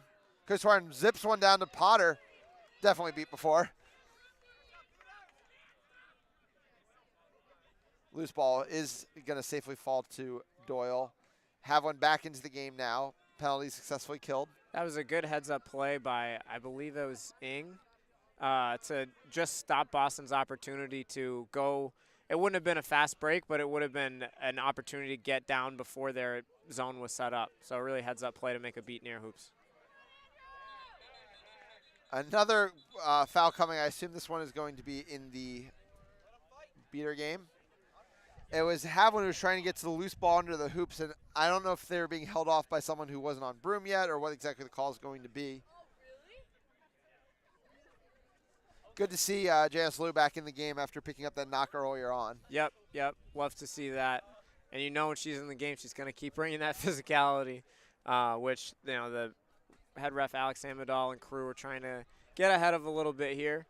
Make sure we keep it clean, but again, you know me, I love a game with physicality. Meanwhile, Ian Skura looks like he's being taped up by the athletic trainer, so might be looking to come into the game later on, but we'll monitor that. Frollo makes a pass over to Hickmott. Hickmott gets knocked down. Can't get that one to go. Good team defense there from New York. Havlin trying to get control, but Ing wins the race and with a throwback, though Havlin's now going to get that ball. Sorry, J.S. Lou was in the box. She did pick up a foul there for that interaction I talked about under the hoops. Havlin makes the beat on Curtis Warren. Potter rips top hoop from distance. How about that? Potter with a great finish right there. And it came at a time when New York could kind of use one as they're trying to stem the tide and keep the offensive momentum going here as we get into the later part of this game before 20 minutes. Morel playing her first minutes here in Game 3 for New York. Hard to imagine she subs off for the rest of this one. She's fresh. Mayer in the lane says, anything you can do, Molly, I can do better. And Havlin just sneaks right behind Hagag. Immediately gets turnover. Ing makes a beat out of nowhere. Not going to result in anything because Steinberger's there to pick it up. He might see Doyle. The no-look to Doyle. Doyle, the pump fake, goes by Hagag. 2 goals just like that. Bang, bang for Boston. And we are back 9 up at 9. Show and go from the goal scorer, Zach Doyle, on that one. The pace is picking up here in Boston. And that one's just going to go right over the top. Potter not able to finish. Steinberg's going to come up with control of it. Boston has a chance to take a lead here. A few minutes here before the 20-minute mark. And DeMuth and McCready, who opened the game, back in now at beater for Boston. Oh, McCready misses the attempt to keep the beats out of the play. Mayer is able to pick it up. Floater gets grabbed by Hagag. Boston able to maintain dodgeball control now, but they weren't able to help around the hoops after the miscue. Good job by New York of cleaning up the offensive rebounds. Both teams have executed at a pretty high level defensively in terms of not allowing second chance opportunities. Dodgeball control with DeMuth and McCready. Back to a hoop zone here for New York. Kay into the game. I think maybe the first time Kay has played in Game 3. The head coach of the team, but a playing head coach, unlike Boston's. Potter's pass goes wide, but Parada's able to corral it. Good block there by DeMuth under the hoops. Peter Lawrence has the ball. Peter Lawrence has plenty of passing options. Chooses Dylan. Oh. Dylan lets it go because he saw it go through. Gotta play the whistle, though. Yeah, great play by Lawrence there, and a wily move as the ball was rolling towards the sideline by head ref Alex Amadal. Lawrence let Morella, who was taking a really good path to go get in the way in transition, he let Morella run by so that she was actually trapped on the other side of the ref, so he got a free screen out of that, which is not illegal, just smart. And you could see the disappointment on Morella's face there. It's kind of unlucky. Boston back in the lead here at 10-9. It's been some time since they had a lead in this game. In fact, the last time was 2-1. 18 minutes in here. New York's done a great job all series of meeting Boston's runs with runs of their own and not letting them get going too much, let anything get out of control for them. Yeah, it's a 3-0 run for Boston, one of their longest, and they're getting a press opportunity here as well. But, but just enough passing. No, shut the door. Zach Doyle makes the hit, and now Harry Greenhouse wants his team to run. Athena Mayer running it out in transition. And finds nobody but Frank Minson. But Minson's going to get beat. He goes back to Lawrence, and Minson is annoyed at himself as Lawrence shoves it through. 4-0 run here for Boston. And Lawrence with style points at the end of that. I was just about to say, Minson's been a no-fly zone around the hoops. Still true, but definitely a pass that he wants back. On the defensive possession before, as the crowd is getting into this one, Tom DeMuth with a beat from Vermont on that second to last pass that helped Boston get the stop. And this is their best run outside of the 4-0 run at the beginning of game 2. They got out to a 4-1 lead in that one. And just as I say that, Josh Johnson checks back in to try to stem the bleeding. If you're Boston, you got to keep riding this positive momentum, stay disciplined in your defense, execute when you need to, and push the pace when it's available. Oh, and a miscommunication there between Morello and Minson. The ball is just going to float away. Kay, though, at the end of that play, is going to get, I think, out of this timeout. And Tom DeMuth, frustrated with himself, I think it's going to be a late change in dodgeball control, which is so unfortunate because basically happened after that offensive play was already over. Yeah, right. Boston letting the ball roll out of bounds almost to kill the 20 minutes at that point rather than pick it up and have to play another one. They'll get to start with possession and the lead. But then like you said, during that play, it's still live in the bludger game, and now you're going to have to go try to get control back after almost having it perfect. Right. So good break there for New York, and gives them an opportunity to try to execute here, flag runner on pitch like they did in games 1 and game 2. So Boston takes its first lead out at 20 minutes of the series, and now they'll need to look to convert on it, and ultimately, like you talked about, hey, you were spot on with your notes, they're going to need a catch. I don't think they're going to be able to outpace this New York team in a huge way in the quadball game, especially with a fresh Josh Johnson checking in just recently and Lindsey Morel pretty fresh as well. They need a catch. They need someone to step up and catch a very good flag runner in Matt Cooper. Yeah, they do. I think I said earlier, too, I think a game with no flag pull favors New York. I still think that, but if it's ever going to help you, it's when you have a 2-goal lead for the first time in the series going into flag runner on pitch. So I'd say technical-wise on the details, on your P's and Q's, if you're not getting looks because New York's sitting on control, you need to make sure that you're getting in and defensive seeking. We talked about it in between games off air. Abe Benningson looked absolutely gassed at the end of his shift. He's getting beat over and over and over again. You bring 21 to a roster, you got to make sure that you have a matchup in there that can go get you some defensive seeking looks and keep Mohagog off of this flag runner. So Boston's going to use the 20-minute timeout to sub out their beater pair. Kieran Collier and Leanne Dillman are going to get the starting minutes. Devin Lee and Tessa Mullins against them. Like I said, that last play, Tate K did manage to get dodgeball control. It's Leanne Dillman off Broom next to him. I don't think Collier is going to be able to steal back control. We'll see. The bright lights are on here. We'll see who's able to come up when it matters most as we get out of this 20-minute break. Hagag and Richardson are going to start at seeker. Hagag from New York, Richardson for Boston. Big opportunity here for Boston, though, to open up a 3-goal lead if they can convert this first no dodgeball situation. Oh, Devin Lee actually does mess up the beat. Boston's going to have everything here. Frank Minson's beat out of the play. Kieran Collier setting up. It's an exchange of dodgeballs, and Leanne Dillman's able to get there first for control. Meanwhile, in the quadball game, Peter Lawrence is bringing it around behind. Got to execute in the quadball game. Yep, goes to Mayer, goes to Doyle. Doyle pumps once, twice, finishes easy. 12-9. Doyle coming to life a little bit here in game 3, and it's with the ball in his hands rather than the ball in the air like we've seen in the past. We'll see how New York responds. Dillman misses a beat there on Hagag. Richardson slams into Cooper. Shot goes high there from JJ. Great hands by Doyle at the hoops. Yeah, that's we've talked about it. That's been an X factor in the series, has been Doyle's defensive play around the hoops. Yeah, and what a swat from Hagag in the seeking game. There's a lot to love about quad ball, and it's all the action happening right now. 50-50 attempts here again from the Seekers. Oh. Don't think there's a catch there. Zach Doyle is going to come right through. Doyle with a hat trick here in game 3. And suddenly things are getting very complicated for New York as the goals keep ticking in for Boston. Yeah, we talked about it right before game 1. Boston has to be the more physical team. I think it's been pretty 50-50, which means they weren't really more physical. They have been in this stretch right here. Josh Johnson goes end to end, puts that one through, doesn't settle for a shot this time. And Josh Johnson challenges that. I'll show you physical. Somebody come stop me, and nobody does. But he swaggers away. But that ended a 6-0 run for Boston, which has really swung this game. Still 13-10 with a set score of 17.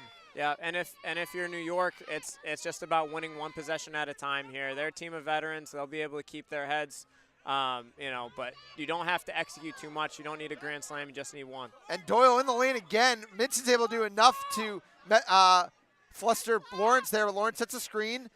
Oh, and didn't see Devin Lee there on the pass back to Dylan. Good heads up by Lee, and great job scrambling at the hoops by New York. Minson playing fantastic minutes again defensively in their keeper zone. But the problem for Boston is that Lee taking that detour didn't hurt them because Tremple wasn't able to get a good shot, whereas New York Seekers have gotten consistent good shots. Yeah, New York has definitely a matchup advantage right now against this flag runner, and it's not helping Boston. And Josh Johnson misses the bunny right there. So that one was called out of play. Minson did not get to that shot in time. Johnson looking a little tired out there and has missed 2 easy ones over the last couple possessions. Yeah, and like we said, that's what happens, right? New York was playing less of their depth early, riding a lot of their big players. Maybe the fresh legs are coming in for Boston right now. But it's only going to matter if they can get a catch here. Catch basically seals a win for Boston if they can get one. Tremple's getting a lot of time here, but not a lot of good shots in that time. Yeah, he's not setting anything up. As a seeker, you want to change at eye level, change at shoulder level. Dylan, really sharp movement there to get around Potter, around Johnson, puts it through. Now it is catch to win for Boston with a 14-10 lead. Dylan with the spin cycle and good finish at the hoops. And flag runner goes down hard there. There's going to be a stoppage. Cooper's been taking a lot of a lot of punishment so far in this series. It's been really physical, and with all the dodgeballs flying around all over the place, like you said, both seekers trying to take 50-50 shots. What that means for the flag runner is he's taking the brunt of a lot of attempts over and over and over again. Yeah. Cooper, one of the best to ever do it at the position, has flag run in the biggest games in multiple leagues. Really, always a pleasure to see his name on a flag running sheet for a series, and has done a great job in this one. Oh, it depends on who your seekers are, right? Seeking is all as a neutral party. Seeking is true. Seeking is all about matchups, right? So a biggest thing about building out your team as you recruit is like, do I have seekers that can do different things, or do they all do the same thing? It's fine if that thing is a good matchup with who you're running against. But like we're seeing in the case of Boston and New York right now, New York has a lot of speed, a lot of length that are able to get dives around Cooper's really technical post play as a flag runner, whereas Boston doesn't have that same level of depth, and it's showing up in the quality of chances. Yeah, just a lack of length really in the Boston Seeker game. Rivera-Silla eats a beat there. It's another stop for Boston. Boston might just be thinking about trying to win this game in the quad ball game. Hey, if you give them 3 points, you give them 3 points. And Jason Ings trying to earn those 3 points right now. Either way, you still got a defensive seek, right? Even no matter how you're doing that strategy, you still got to get people running out there, get in the way, and try what you can to avoid giving up those 3 points. And if you're New York, this is the time you got to close the gap here so that you're not forced into playing one way or the other with your beaters. Big beat there by Shoes. Going to give Bennington some time. Meanwhile, JJ throws it over to Kim. who cannot come down with it. Missed opportunity there for New York to close it back to a 3-goal lead. Yeah, the difference in this game has been execution, just like it was in the first 2 games. New York is not executing down the stretch right now. Bennington, catch-to-win situation. But again, Boston could also just try to earn this one in the quadball game at this point. And the shot from distance goes there. Mayer with the floater from distance. What a move to go right at Kim. Little right to left, get in the lane, and then she's picking on the read with Josh Johnson, who's trying to cover hoops, and the player behind, who I believe was Ethan Dillon. You can't play in 2 places at once. She makes the right decision and executes it well. And I just noticed Cooper also does not have a flag runner tail on. Did Bennington make a catch there? I think that's what must be being discussed, because there's nothing to discuss on the goal. I was gonna say, somebody must have, right? Who's got the flag?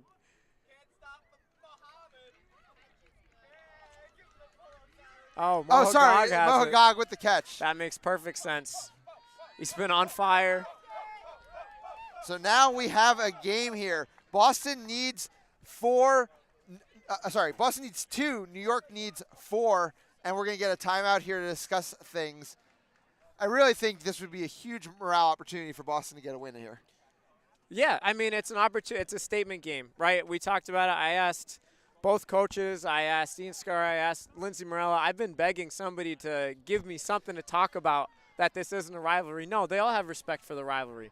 And what do you try to do to your rivals? You beat them any chance that you can. Any opportunity you can. If you're New York, you're trying to absolutely snatch the heart and soul of every single player on that side and every single fan out here that came out to support Boston. And if you're Boston, you're here to land a punch and say, hey, we'll see you at championships. We'll see you in the Final Four. We'll see you in the final. We can play at this level, and we're going to show you just how good we can be. Yeah, and what I love about situations like this is you really get to find out what teams have the most prep work done, especially this early in the season, because a long game is about talent, and it's about moments, and it's about things going your way or not your way. But when you're in these late game situations, it's about who has the plays in place to get those couple of goal opportunities you need. Boston only needs to find 2 goals at this point. You can throw everything at the fan to get those 2 goals. You can put your beaters out of position. You can throw dodgeballs on the ground. As long as you're scoring, that's all that matters. We saw last week Kansas City be in a situation very similar to this, even a better situation than what Boston's in now. San Antonio needing 4, Kansas City needing 1. Kansas City did not get it done, and now it's time to see if Boston can execute better in a moment like that. Yeah, hey, when the lights get bright, that's adversity. That's the time when it's going to get tight. It's going to be tough no matter what you're doing, even if it's just pick up basketball. Next goal wins, getting that last goal. Everybody plays harder in that opportunity. The margin of error gets so little. It's about who can go back to their bread and butter and execute under pressure.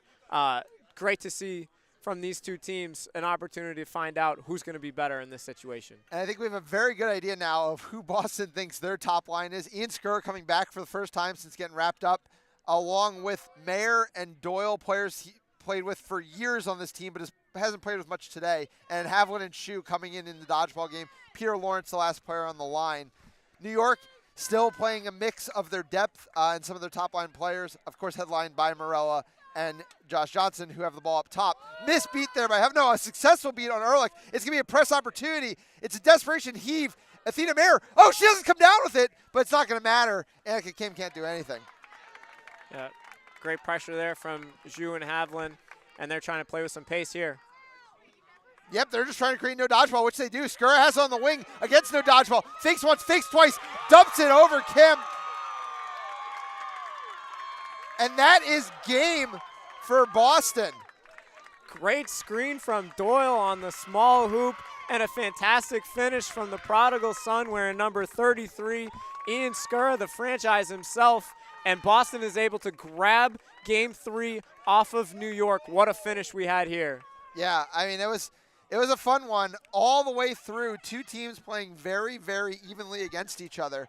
And, you know, in the end, I think Boston just had a little bit more in the tank in this game. Their depth was playing a little bit better. Obviously, the loss of John Jackson in between games, a big talking point there for New York. But I think Boston acquitted itself very well in a series against what I think most are considering to be the title favorites here in MLQ. Yes, no, absolutely. And I'll tell you what, I'm now wrong on my undefeated season prediction for New York, and it's Boston's fault. They went through, they played as hard as they could, and when the lights got bright, they executed better here in Game 3. Yeah, I mean, really, honestly, my only concern about this Boston team right now is the seeking game and the fact that it doesn't seem like they can get a catch against a high-level flag runner even with time because, you know, unless you're a heavy favorite, which, I mean, this Boston team is talented. They're not a heavy favorite in this league. Yep. You need to be able to catch some flag runners. Yeah. So that's going to be a developing story, I think, for this team. But outside of that, like I said, I think they acquitted themselves very well. And one thing I guess I should point out, no Ad Ojo on this roster either. He's probably their best length option. Hasn't been available in either series so far. But, hey, a heck of a series. Another story chapter in the MLQ history books between these two fantastic franchises here early in the season. Yeah, and on the New York side, obviously the introduction of Josh Johnson, I think hard to say it was anything but a success. We saw all of the best parts of his game on the offensive and defensive side, setting up teammates, hitting every shot under the sun, and knocking down a lot of shots and passes as well.